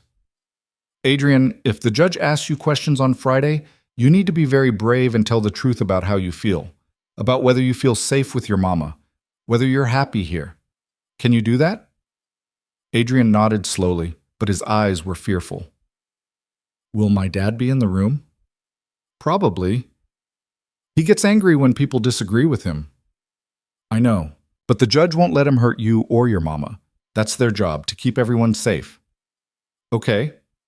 Adrian didn't sound convinced, but he returned to his drawing, his small shoulders carrying weight no child should have to bear.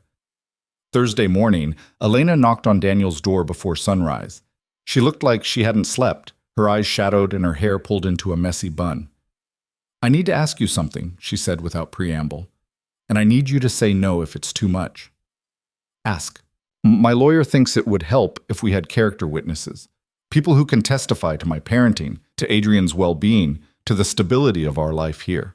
She took a breath. Would you be willing to testify? Yes, Daniel said immediately. Whatever you need. It might get confrontational. Victor's lawyers will try to discredit you, to make our friendship seem inappropriate or question your motives. I don't care. Daniel, I'm serious. They could make it ugly. Elena. He waited until she met his eyes. I've already lost the most important person in my life. I've survived the worst thing I can imagine surviving. Whatever Victor's lawyers throw at me, I can handle it. She nodded, relief flooding her face. Thank you. The hearing is at 2 o'clock. You'll need to be there by 1:30. I'll be there. And Adrian, I don't want to bring him if I don't have to. If there's any chance you could watch him, done. He can stay here with Chloe. Elena's composure cracked slightly. I don't know what I did to deserve you in my corner. You showed up when you were scared and asked for help. That takes its own kind of courage. She left to continue preparing, and Daniel spent the morning making arrangements. He called his neighbor 3 houses down, Mrs. Chen, an elderly woman who'd brought them cookies when they first moved in. She agreed to watch both children during the hearing, delighted to help. By noon, Daniel had showered and changed into the only suit he owned, the one he'd worn to Sarah's funeral and hadn't touched since. It felt strange on his body, formal and constrictive, but Elena's lawyer had been clear that appearances mattered. Elena emerged from her cottage at 1 o'clock, wearing a simple blue dress that made her look professional and maternal at once. Her hair was pulled back, her makeup minimal, her jewelry limited to small gold studs. She looked nothing like the woman in the red bikini he'd met on the beach. This version was armored differently, prepared for battle in a courtroom instead of on sand. You look perfect, Daniel said. I look terrified. That too, but mostly perfect. He paused. Where's Adrian? Inside. I'm trying to decide if I should say goodbye or just go. I don't want him to see me this scared. He already knows you're scared. Saying goodbye won't make it worse. And if things don't... He stopped, couldn't finish the sentence. If they don't go well, I need him to remember I said goodbye, Elena finished quietly. I know. She went inside, and Daniel could hear her voice through the open window, soft and loving as she talked to her son. When she emerged 10 minutes later, her eyes were red, but her spine was straight. They drove to the courthouse in silence, Elena's hands twisted together in her lap, her breathing shallow and quick. Daniel wanted to reach over and take her hand, to offer some physical comfort, but they'd been so careful about maintaining appropriate boundaries that he wasn't sure if the gesture would help or complicate things. In the end, Elena reached for him first, her fingers finding his on the center console and gripping tight. I'm terrified, she whispered. I know. What if I lose him? You won't. You can't know that. No, Daniel admitted, but I believe it anyway. The courthouse was an imposing building of gray stone and tall windows, its architecture designed to intimidate. Elena's lawyer met them in the lobby, a woman in her 50s named Patricia Reeves, with sharp eyes and a no-nonsense demeanor that Daniel found immediately reassuring. Elena, Patricia took her client's hands. Remember what we talked about. Stay calm, answer only what's asked, and don't let them bait you into emotional responses. I'll try. And you must be Daniel Harper. Patricia turned to him, assessing. Thank you for being willing to testify. Fair warning, they're going to try to paint your relationship with Elena as inappropriate. Stay factual, stick to what you've observed, and don't speculate or editorialize. Understood. They were directed to a conference room to wait. The hearing would take place in the judge's chambers rather than a full courtroom, Patricia explained, since it was a family matter, more intimate, which could work in their favor or against them depending on how things went. At precisely 2 o'clock, they were called in. The judge's chambers were smaller than Daniel expected, dominated by a large wooden desk and floor-to-ceiling bookshelves. Judge Catherine Morrison was a woman in her 60s with silver hair and an expression that gave nothing away. She sat behind her desk, hands folded, while a court reporter sat up in the corner. And on the opposite side of the room sat Victor Hale. Daniel had built an image of him over the past weeks. Some monster in a suit, someone whose cruelty would be obvious. But the man who stood as they entered looked frustratingly normal. Handsome in a polished way, with dark hair graying at the temples and an expensive suit that fit perfectly. He smiled at the judge, the picture of concerned fatherhood. Then his eyes landed on Elena. The temperature in the room seemed to drop. Elena. Victor's voice was smooth, controlled. You look well. Mr. Hale, Patricia said sharply, please refrain from addressing my client directly. Of course, my apologies. But his eyes never left Elena, and Daniel could see her shrinking under that gaze, her shoulders curling inward. Victor's legal team consisted of 2 lawyers, an older man named Reginald Stone who radiated expensive competence, and a younger woman whose nameplate read Jennifer Watts. They arranged their files with practiced efficiency, confident in their position. Judge Morrison cleared her throat. Let's begin. Mr. Stone, you filed for this emergency hearing. Present your case. What followed was a masterclass in character assassination delivered with surgical precision. Stone painted a picture of Elena as unstable and impulsive, a woman who'd kidnapped her son in the middle of the night, fled across the country, and isolated herself and the child in a small town where they had no support system. He presented documentation of emails Elena had sent to Victor that he characterized as erratic and concerning, though when read aloud they sounded more like the desperate pleas of a woman trying to communicate with an unreasonable ex-husband. Stone called Victor to testify, and the man was devastatingly effective. He spoke with calm sadness about his concern for his son, about Elena's episodes during their marriage that he'd tried to help her manage. He claimed she'd refused counseling, rejected his support, and ultimately fled with Adrian because she couldn't handle the structure and responsibility of co-parenting. I just want what's best for my son, Victor said, his voice breaking slightly. I want him to have stability, proper education, a chance at a normal life. Elena can't provide that in her current state. It was a performance, and Daniel could see the judge taking notes, her expression neutral but attentive. When Patricia got her chance to cross-examine, she was razor sharp.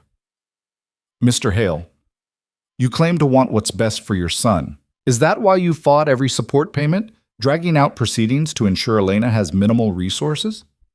I have concerns about how she'd use that money. Yes or no, Mr. Hale, have you paid the court-ordered temporary support? The amounts were under dispute. Yes or no? Victor's jaw tightened. No, not in full. And during your marriage, did you allow Elena to work outside the home? She chose to focus on raising our son. Did you allow her to maintain her own bank account? We shared finances. Did she have access to money without your permission? I don't see how us... Answer the question, Mr. Hale. Judge Morrison's voice cut through his deflection. I managed our finances, Victor said tightly. Elena wasn't interested in those details. Patricia pulled out a stack of documents.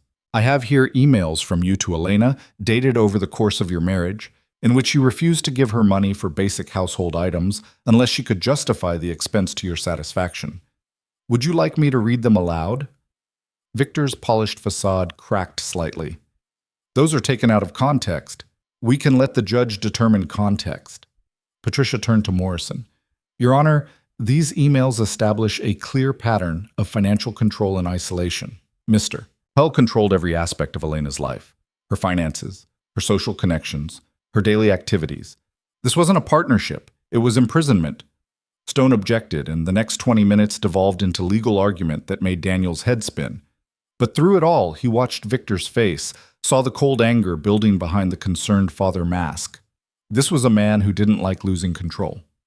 Finally, Patricia called Elena to testify. Elena stood on shaking legs, her hand pressed briefly to her stomach as if steadying herself, then moved to the seat beside the judge's desk. She looked small and vulnerable, and Daniel saw Victor lean forward slightly, like a predator scenting weakness. Patricia guided her through the basics, how they'd met, the early days of their marriage, when things began to change. He was wonderful at first, Elena said softly, attentive and romantic. But after we got married, it started slowly. Little criticisms about what I wore or how I spent my time. Suggestions that I didn't need to work because he made enough money. Comments about my friends that made me feel guilty for seeing them. And when did you realize this wasn't normal? Not for years. He was so good at making it seem like love, like he was just taking care of me. Elena's voice strengthened slightly.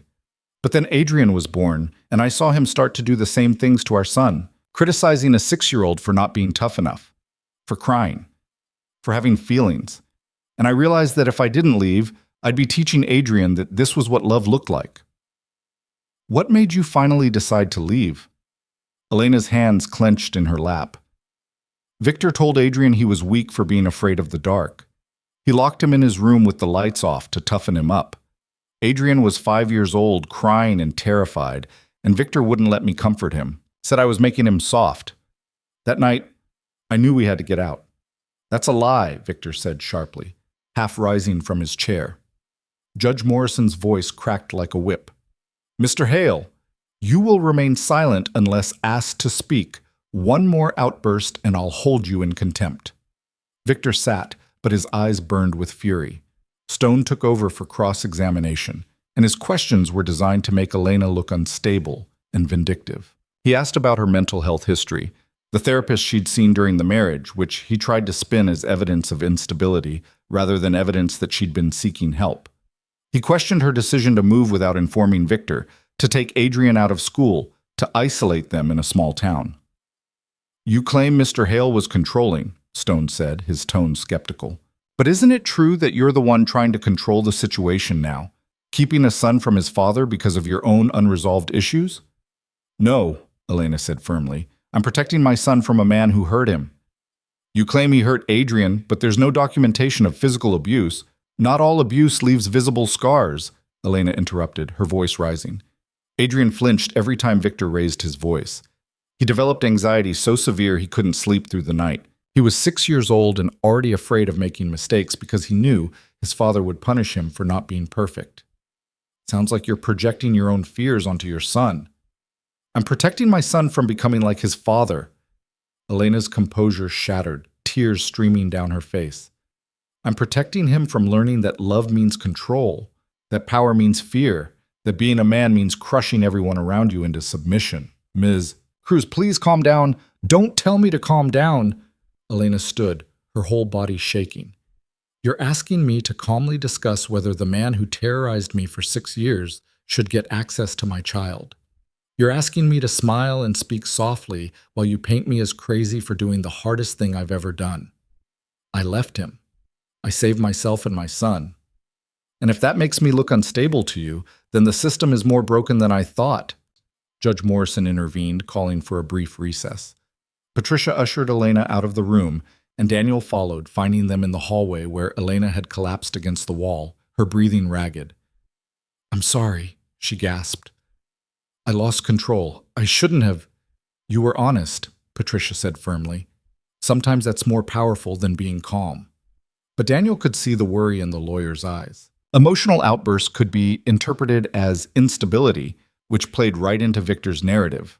When they returned to the judge's chambers, Patricia called Daniel to testify. He took the seat Elena had vacated, hyper-aware of Victor's eyes on him, assessing and hostile. Patricia kept her questions simple and direct.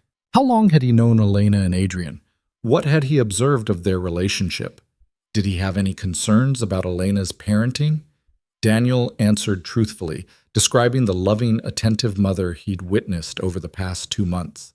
The way Elena put Adrian's needs first, listened to him, created a safe and stable home despite her own struggles.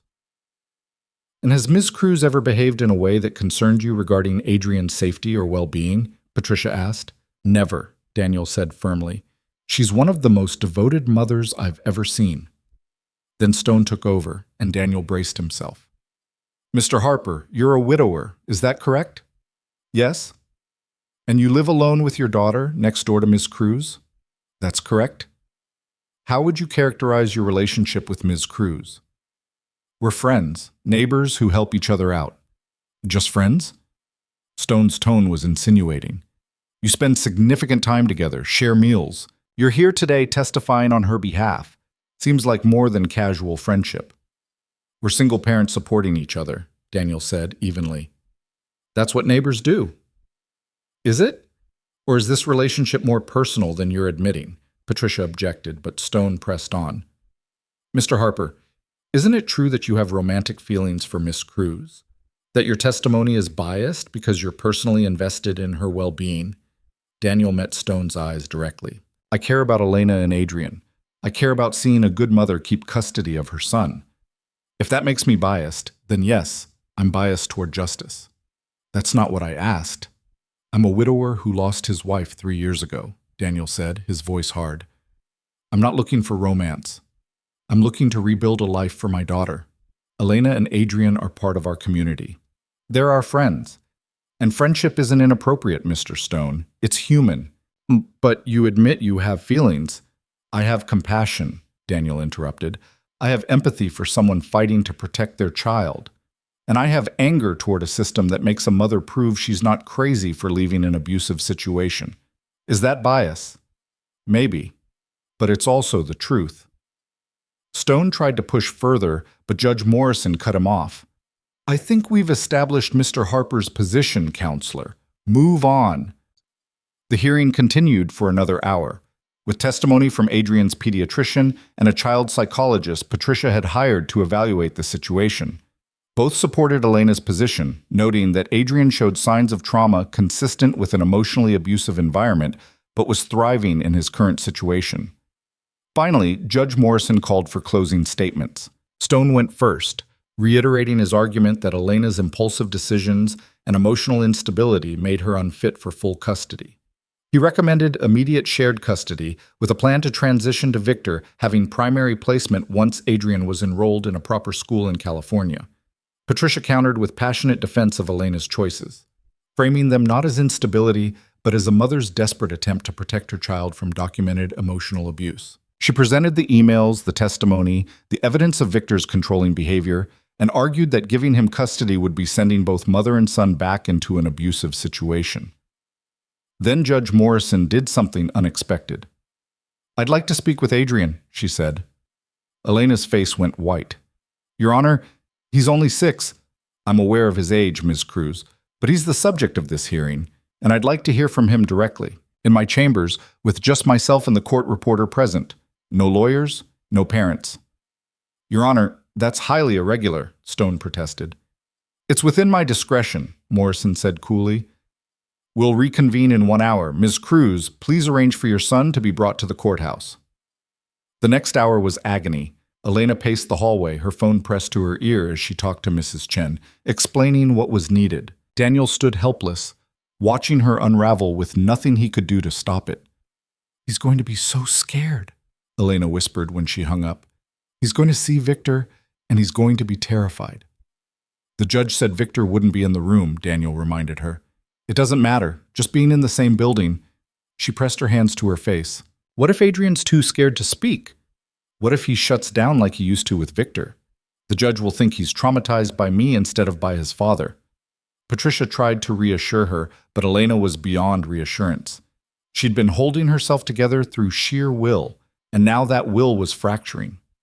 When Mrs. Chen arrived with Adrian, the boy took one look at his mother's tear-stained face and wrapped his arms around her waist. It's okay, Mama, he said, his voice muffled against her dress. I'll tell the truth. I promise. Elena knelt down, gripping her son's shoulders. Baby, the judge is going to ask you some questions. You don't have to be scared. Just answer honestly about how you feel, about whether you're happy here, about whether you feel safe. Can you do that? Adrian nodded, but his eyes were huge with fear. And Adrian? Elena's voice cracked. No matter what happens, I love you, more than anything in the world. You understand that? I love you too, Mama. They held each other for a long moment, and Daniel had to look away, the intimacy of their fear too painful to witness directly. A bailiff came to collect Adrian, and the boy walked down the hallway with small, reluctant steps, looking back at his mother every few feet. Elena stood frozen, watching until he disappeared around the corner. Then she collapsed into a chair and put her head in her hands. I can't do this, she whispered. I can't sit here while they question him. What if they make him choose? What if they ask him who he wants to live with and he's too scared to say? Adrian's braver than you think, Daniel said, sitting beside her. He knows what's at stake. He's 6 years old. He shouldn't have to know what's at stake. There was no argument for that. Daniel reached over and took her hand, not caring anymore who saw or what they thought. Elena gripped his fingers like a lifeline. Across the hallway, Victor stood with his lawyers, his expression unreadable, but his eyes were on their joined hands, and Daniel saw calculation there, filing it away, planning how to use it. Let him try, Daniel thought fiercely. Let him do his worst. The minutes crawled by with excruciating slowness. 15 minutes became 30, became 45. Elena's breathing grew more labored, her grip on Daniel's hand almost painful. Finally, after what felt like years, the bailiff emerged with Adrian. The boy's face was streaked with tears, but he walked with his head up, his shoulders back. When he reached his mother, he climbed into her lap despite being too big for it, and Elena held him like she'd never let go. "You did good, baby," she whispered. "So good." "I told her the truth, Mama. All of it." Judge Morrison appeared in the doorway. "We'll reconvene now for my decision." This was it, the moment everything hinged on. They filed back into the judge's chambers, Elena holding Adrian's hand so tightly the boy's fingers must have hurt, though he didn't complain. Judge Morrison took her seat, her expression grave as she looked at the assembled parties. "I've reviewed all the evidence presented," she began. "I've heard testimony from both parents, from witnesses, from medical professionals, and from the child himself. This is a complicated situation with strong feelings on both sides."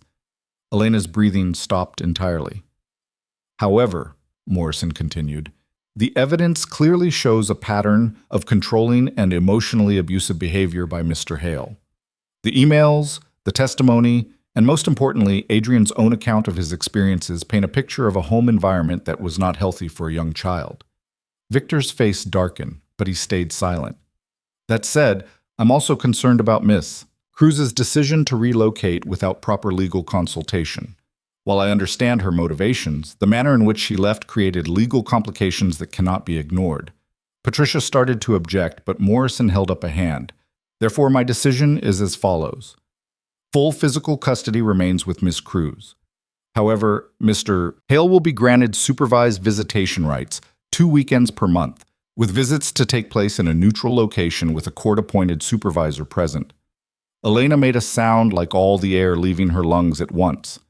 "Additionally," Morrison continued, "Mr. Hale will be required to attend parenting classes focused on emotional intelligence and healthy child development before unsupervised visits will be considered. Both parents will participate in co-parenting counseling to establish better communication patterns." She looked directly at Victor. "Mr. Hale, your concern for your son is noted, but concern expressed through control and criticism is not love, it's domination. If you want to be part of Adrian's life, you need to learn healthier ways of expressing that care. Otherwise, these supervised visits may be the extent of your relationship with your son." Victor's hands clenched into fists, his jaw tight with barely contained rage. But he couldn't argue. The decision had been made. "This hearing is adjourned," Morrison said, and it was over. Elena collapsed forward, her body shaking with sobs of relief. Adrian wrapped his arms around her neck, crying too. Though he probably didn't fully understand the legal complexities, he just knew his mother was safe. Patricia was grinning, gathering her files with barely contained triumph. "We did it," she said. "Elena, we actually did it." But across the room, Victor stood slowly, his eyes locked on Elena with an expression that made Daniel's blood run cold. This wasn't over for him. The legal battle might be done, but the war in Victor's mind would continue. Stone and Watts were already ushering him out, probably trying to prevent an outburst. But as Victor passed Elena's chair, he paused. "This isn't finished," he said quietly, his voice carrying no heat but absolute conviction. "You think you've won, but you've just made everything worse. For yourself. For him. Mr. Hale, I suggest you leave now," Patricia said sharply, stepping between him and Elena. Victor smiled, cold, cruel, completely without warmth. Then he walked out, his lawyers flanking him like guards. The door closed behind them, and Elena finally looked up, her face blotchy and tear-streaked but alive with fierce joy. "We did it," she whispered. "Adrian's safe. He's safe." "You're both safe," Daniel corrected, kneeling beside her chair. "You fought and you won." She looked at him, and something passed between them, gratitude, recognition, and beneath it all, the acknowledgement of feelings they'd been dancing around for weeks. But before either could speak, Adrian tugged on his mother's arm. "Mama, can we go home now? I want to see Chloe and tell her what happened." Elena laughed through her tears. "Yes, baby. We can go home." Home. The word had never sounded sweeter. They walked out of the courthouse into golden afternoon sunlight that felt like benediction, like the universe acknowledging that sometimes, just sometimes, the right thing happened. Adrian held his mother's hand on one side and Daniel's on the other, swinging between them with the resilience of childhood already reasserting itself. Elena moved like someone in a dream, her steps uncertain, as if she couldn't quite believe the ground beneath her feet was solid. "I keep waiting to wake up," she said as they reached Daniel's car. "Keep waiting for someone to tell me there was a mistake."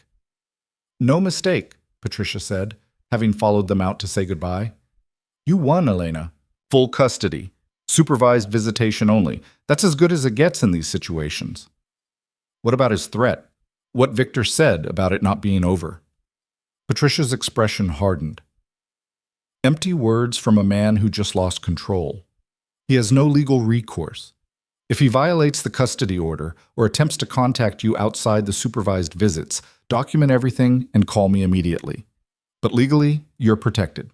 "Legally," Elena repeated, but the word felt thin, insufficient armor against Victor's particular brand of persistence. After Patricia left, they drove back to the beach town in silence, Adrian dozing against the window, exhausted by emotions too big for his small body to contain. Daniel kept glancing at Elena, watching the expressions chase across her face: relief, disbelief, lingering fear, and something else. Something that looked like the first fragile shoots of hope breaking through frozen ground. Mrs. Chen was waiting with Chloe on Daniel's porch, and the moment the car stopped, Chloe came flying down the steps. "Did it work? Is Adrian staying with his mama?" "He's staying," Daniel confirmed, and Chloe let out a whoop of joy that woke Adrian from his doze. The children disappeared into the house, their voices already raised in excited conversation, planning celebrations and adventures with the assumption that the future was now secure. The adults moved more slowly, Daniel thanking Mrs. Chen for her help, Elena standing to the side with her arms wrapped around herself. When Mrs. Chen left, promising to bring soup later because everyone needs soup after hard days, Elena finally spoke. "I should go home. Let you have your evening back. Or," Daniel said carefully, "you could stay. Let the kids play. Let yourself breathe for a minute without having to be strong." "I don't know how to do that anymore." "Then I'll teach you." He smiled gently. "Fair trade. You taught me about coffee. I'll teach you about breathing." Something in her expression cracked, and suddenly she was crying again, but differently this time. Not the desperate, terrified sobs from before, but the kind of tears that came from releasing pressure held too long. Daniel did what he'd wanted to do for weeks. He stepped forward and pulled her into his arms, holding her while she shook against him. She gripped his shirt like drowning, and he let her, understanding that sometimes people needed to fall apart before they could start putting themselves back together. "I'm sorry," she gasped eventually. "I'm getting your shirt wet." "I don't care about the shirt. I'm a mess." "You're human. There's a difference." She pulled back slightly, looking up at him with red-rimmed eyes. "Thank you. For today. For testifying. For standing up there and letting Victor's lawyer try to tear you apart just to help me. That's what friends do." "Is that all we are?" The question came out barely above a whisper. "Friends?" Daniel's heart hammered against his ribs. This was the moment they'd been circling for months, the conversation they'd both been too scared to have. He could deflect now, could retreat to safe territory and preserve the status quo. But he'd watched Elena fight for her son with everything she had. He'd seen her walk into a courtroom and face down the man who'd terrorized her. He'd heard her stand up and speak truth even when her voice shook. She deserved the same courage from him. "No," he said quietly. "I don't think we're just friends. Haven't been for a while, if I'm honest. Daniel, but I also know you just came out of the fight of your life. You need time to process, to heal, to figure out who you are now that you're not in survival mode. So whatever this is between us, it can wait, however long you need." Elena searched his face, her eyes bright with tears that hadn't quite fallen. "What if I don't want to wait?" "Then we won't." He brushed a strand of hair from her face, his fingers lingering against her cheek. "But Elena, I need you to be sure, because I'm all in if we do this. And I won't risk hurting you or Adrian by being anything less than completely committed." "You terrify me," she admitted. "Not because of anything you've done, but because caring about someone means giving them power to hurt you. And I swore after Victor that I'd never give anyone that kind of power again. I can't promise I won't hurt you. People hurt each other sometimes, even when they're trying not to. But I can promise I'll never use your vulnerabilities as weapons. I'll never make you small to make myself feel big, and I'll never try to control you. How do I trust that? How do I trust my own judgment after everything? Daniel was quiet for a moment, considering. You can't. Not completely. Trust isn't something you have. It's something you build piece by piece through small acts of honesty and consistency. And maybe you won't fully trust me for months or years. Maybe there will always be a part of you that's waiting for me to turn into Victor. I can live with that if you can. That doesn't bother you? The idea that I might always be a little bit broken? Elena, we're all a little bit broken. I'm a widower who spent 3 years going through the motions of living without actually being alive. You think I don't have damage? You think I don't wake up some mornings still reaching for Sarah, or feel guilty every time I'm happy because it feels like betraying her memory? He shook his head. We're both carrying ghosts. The question isn't whether we're broken. It's whether we're brave enough to try healing together. She leaned her forehead against his chest, and he felt her breath shudder out. I want to be brave enough. You already are. You've been proving it every day. They stood there on his porch as the sun began its descent toward the horizon. Two people who'd found each other at exactly the moment they both needed saving, finally admitting they wanted to try. Inside the house, the children's laughter rang out, pure and uncomplicated. Tomorrow there would be logistics to manage, supervised visits to arrange, healing to do. But tonight, in this moment, there was just the possibility of something good. Elena pulled back, wiping her eyes. I should probably look less like a disaster before the kids see me.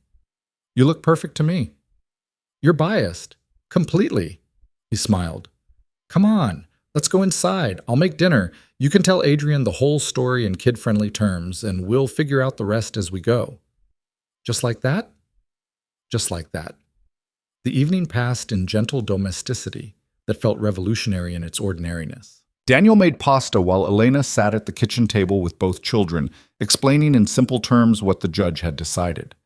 Adrian listened with the gravity of someone much older, asking clarifying questions that showed just how much he'd been forced to understand. So I have to see my father sometimes? He asked. Yes, baby, but only with someone there to make sure you're safe. And you never have to be alone with him. What if I don't want to see him at all? Elena's expression tightened with pain. The judge said you have to, at least for now. But if he makes you feel unsafe or scared, you tell the supervisor immediately. And you tell me. And we'll make sure you're protected. Okay. Adrian seemed to accept this, his resilience already adapting to new parameters. Can Chloe come with me to the visits? No, sweetheart. Those are just for you and your father. Then can Mr. Daniel come? Daniel looked up from the pot he was stirring, meeting Elena's eyes across the kitchen.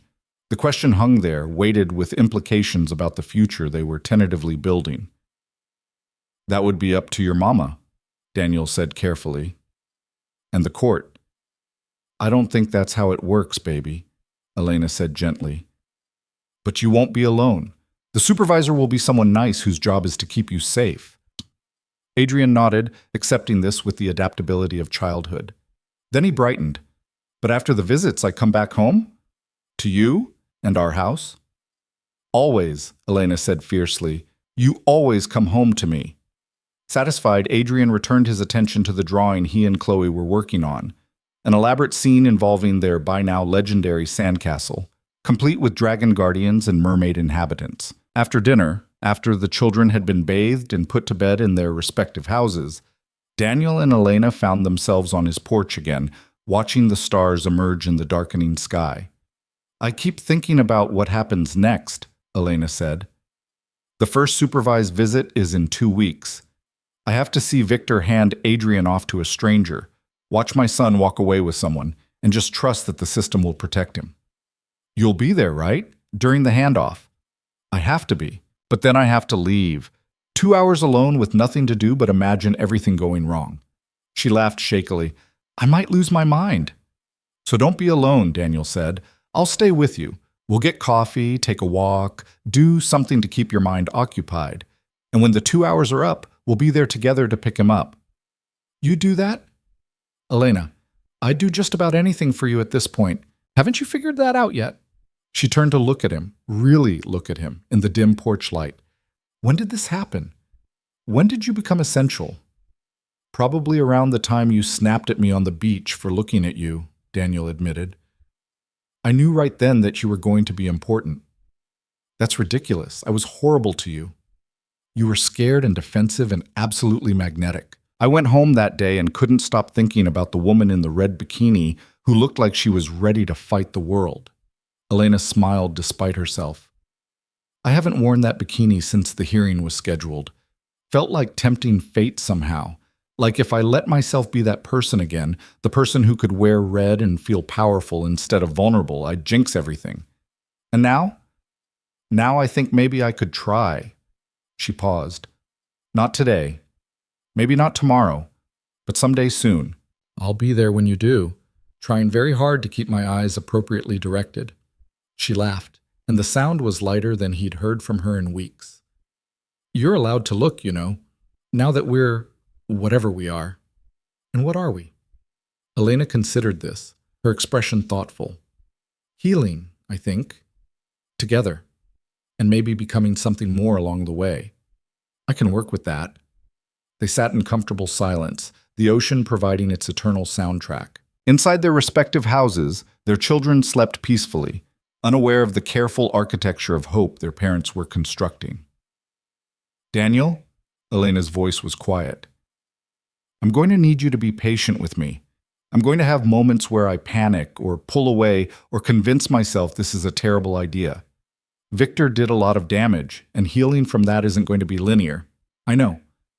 And I'm going to need you to be honest with me. If something bothers you or scares you or makes you angry, you have to tell me. I can't handle hidden resentments or passive-aggressive hints. I need direct communication even when it's uncomfortable. I can do that, Daniel promised. And I'm going to need the same from you. If I'm moving too fast or assuming too much or crossing boundaries, you have to tell me. I'm figuring this out as I go too. Deal. She held out her hand, formal and slightly ridiculous given everything they'd already shared. Daniel took it, shaking solemnly, and then pulled her closer. Can I kiss you? He asked. Or is that moving too fast? Elena's breath caught. Yes, but I should warn you, I haven't kissed anyone but Victor in almost 8 years, and I'm probably terrible at it now. I highly doubt that. Daniel cupped her face gently, giving her every chance to pull away. And for what it's worth, I haven't kissed anyone but Sarah in 15 years, so we'll probably both be terrible together. That's oddly reassuring. He kissed her then, soft and careful, and felt her melt into him with a small sound of relief. It was nothing like the passionate embraces in movies. It was tentative and sweet and tasted like salt from her earlier tears. It was perfect. When they pulled apart, Elena was smiling, really smiling, in a way that transformed her face. Not terrible, she said breathlessly. Definitely not terrible, Daniel agreed. They stayed on the porch until the stars were fully out, talking about small things and large ones, building the foundation of something that felt fragile but real. Eventually, Elena stood, stretching. I should go. Let you get some sleep. Or, Daniel said, catching her hand, you could stay. On the couch, he added quickly, seeing her expression. I don't want you to be alone tonight, after everything today. Just knowing you're here, safe, it would help me sleep easier, too. Elena hesitated, old fears warring with new desires. Then she nodded. Okay, but I need to check on Adrian first. Make sure he's settled. Of course. She slipped back to her cottage, and Daniel went inside to find blankets and pillows for the couch. When Elena returned 20 minutes later, she'd changed into soft pajamas and pulled her hair down, and she looked younger, less defended. They settled on opposite ends of the couch, a respectful distance between them, and talked into the night. About Sarah and the grief that still ambushed Daniel at unexpected moments. About Victor and the freedom Elena was slowly learning to claim. About their children and the future they were trying to build. Somewhere around midnight, Elena's eyes started drifting closed, her sentences trailing off mid-thought. Daniel grabbed a blanket and draped it over her, and she curled into it with a sleepy murmur of thanks. Stay, she whispered, her eyes already closed. Please. So Daniel settled into the armchair across from the couch, keeping watch while Elena slept, her face peaceful in the dim light. He dozed fitfully, waking every hour to check that she was still there, still breathing, still safe. When dawn broke, painting the living room in shades of rose and gold, Elena stirred. She blinked awake slowly, momentarily disoriented, then her eyes found Daniel and she smiled. "You stayed." "I said I would." "I know, but—" She sat up, pushing hair from her face. "People say a lot of things they don't mean. I'm still learning to trust when actions match words." "Then I'll keep matching them. As many times as it takes." The next 2 weeks passed in a careful dance of boundaries and breakthroughs. They maintained separate households but spent most evenings together, the children playing while the adults cooked or talked or simply existed in each other's presence. Daniel didn't push, and Elena tried not to panic, and slowly the space between them grew more comfortable. The night before the first supervised visit, Elena showed up at Daniel's door after putting Adrian to bed, her eyes bright with unshed tears. "I can't do this," she said without preamble. "I can't hand my son over to Victor tomorrow. Every instinct I have is screaming to run." Daniel pulled her inside, settling them on the couch. "You can do this. You've done harder things." "Have I? Because this feels impossible." "You left him. You rebuilt your life from nothing. You faced him in court and won. This is just the next step." "What if Adrian comes back different? What if 2 hours with Victor undoes all the progress we've made?" "Then we'll help him work through it. Together." Daniel took her hands. "You're not doing this alone anymore, Elena. You have me. You have Patricia. You have a support system now, and Adrian has you, the strongest mother I know. That's not going to change in 2 hours." She leaned into him, drawing strength from his steadiness. "Promise me you'll be there tomorrow, when we drop him off. I know you said you would, but I need to hear it again." "I promise. I'll be there for the drop-off, and I'll stay with you during the visit, and I'll be there when we pick him up. You're not going through this alone." "What did I do to deserve you?" "You showed up on a beach and helped my daughter when she fell. Everything else was just inevitable." The next morning dawned gray and threatening rain, as if the weather itself understood the weight of the day. They drove to the supervised visitation center in Daniel's car, Adrian quiet in the back seat, his small hands clutching the toy dinosaur he'd brought for comfort. Victor was already there when they arrived, standing with his arms crossed, his expression unreadable. The supervisor, a kind-faced woman named Margaret, greeted them warmly, but her presence did little to ease the tension crackling in the air. "Adrian," Margaret said gently, "I'm going to be with you and your dad the whole time. If you need anything or want to stop early, you just tell me, okay?" Adrian nodded, but his eyes were fixed on his mother, seeking reassurance. Elena knelt down, gripping his shoulders. "Remember what we talked about. You're safe. Margaret is there to make sure of it, and in 2 hours, I'll be right here waiting for you. You promise you'll come back?" "I promise. Have I ever broken a promise to you?" "No." "Then trust me now." She kissed his forehead. "I love you, baby, so much." I love you too, Mama." Victor stepped forward, and Daniel felt Elena tense beside him, but Adrian walked toward Margaret with his head held high, his dinosaur clutched tight. As they disappeared into the visitation room, Elena made a small, wounded sound. "Come on," Daniel said softly, guiding her toward the exit. "Let's go." They ended up at a coffee shop 2 blocks away, Elena staring at her untouched latte while Daniel made conversation about nothing, trying to keep her grounded in the present instead of spiraling into what-ifs. "What if Victor convinces him I'm the problem?" Elena said suddenly. "What if he tells Adrian I'm keeping them apart, that I'm the reason their family broke up?" Then Adrian will remember what life was like before. He'll remember being afraid. And he'll know the truth. "He's 6, Daniel. Victor's very good at manipulation. And you're very good at being his mother. Trust that foundation. Trust what you've built." The 2 hours stretched like years, each minute weighted with anxiety. But finally, it was time to return to the center. They arrived 10 minutes early, both too anxious to wait any longer. When Margaret emerged with Adrian, Elena's breath released in a rush. The boy looked tired but intact, no visible damage. He ran to his mother and she scooped him up, despite him being too big for it, holding him like she'd never let go. "How was it?" Elena asked, her voice muffled against his hair. "It was okay," Adrian said. "He asked me questions about school and stuff, and he said he's going to do better, that he's learning how to be a better dad." Elena's eyes met Daniel's over Adrian's head, and he saw the skepticism there, the knowledge that words were cheap and change was hard. But she just held her son tighter and said, "That's good, baby. I'm proud of you for being so brave." In the parking lot, Victor intercepted them. Margaret had already left, and it was just the four of them, 2 adults and 2 children navigating the wreckage of what had been. "Elena," Victor said, his tone measured, "can we talk? Just for a moment. We have nothing to say to each other that isn't going through our lawyers," Elena said, her voice steady despite the way her hand shook slightly in Daniel's. "I just wanted to say," Victor paused, seeming to gather himself, "I know I can't undo what I did, the way I was, but I'm trying to do better. The parenting classes, the counseling, I'm actually learning things about myself, about how I hurt you both." "That's great, Victor.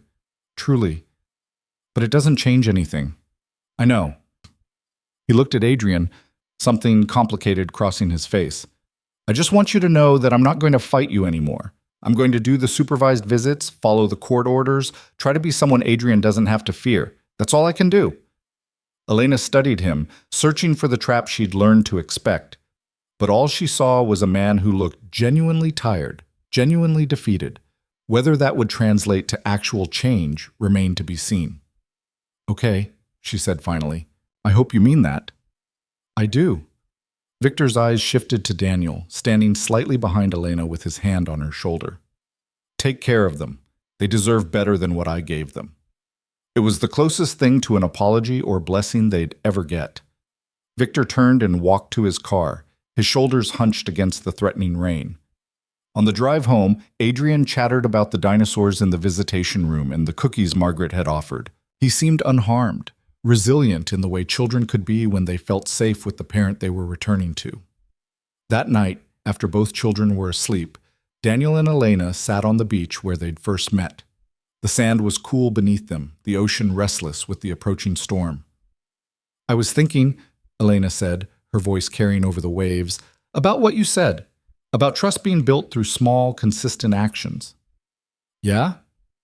I want to try, really try, with us. Not rushing, but not holding back out of fear either. Just being honest about what I feel and what I need and trusting you to do the same." Daniel turned to look at her, seeing the determination in her eyes. "I want that too. I'm still going to have bad days.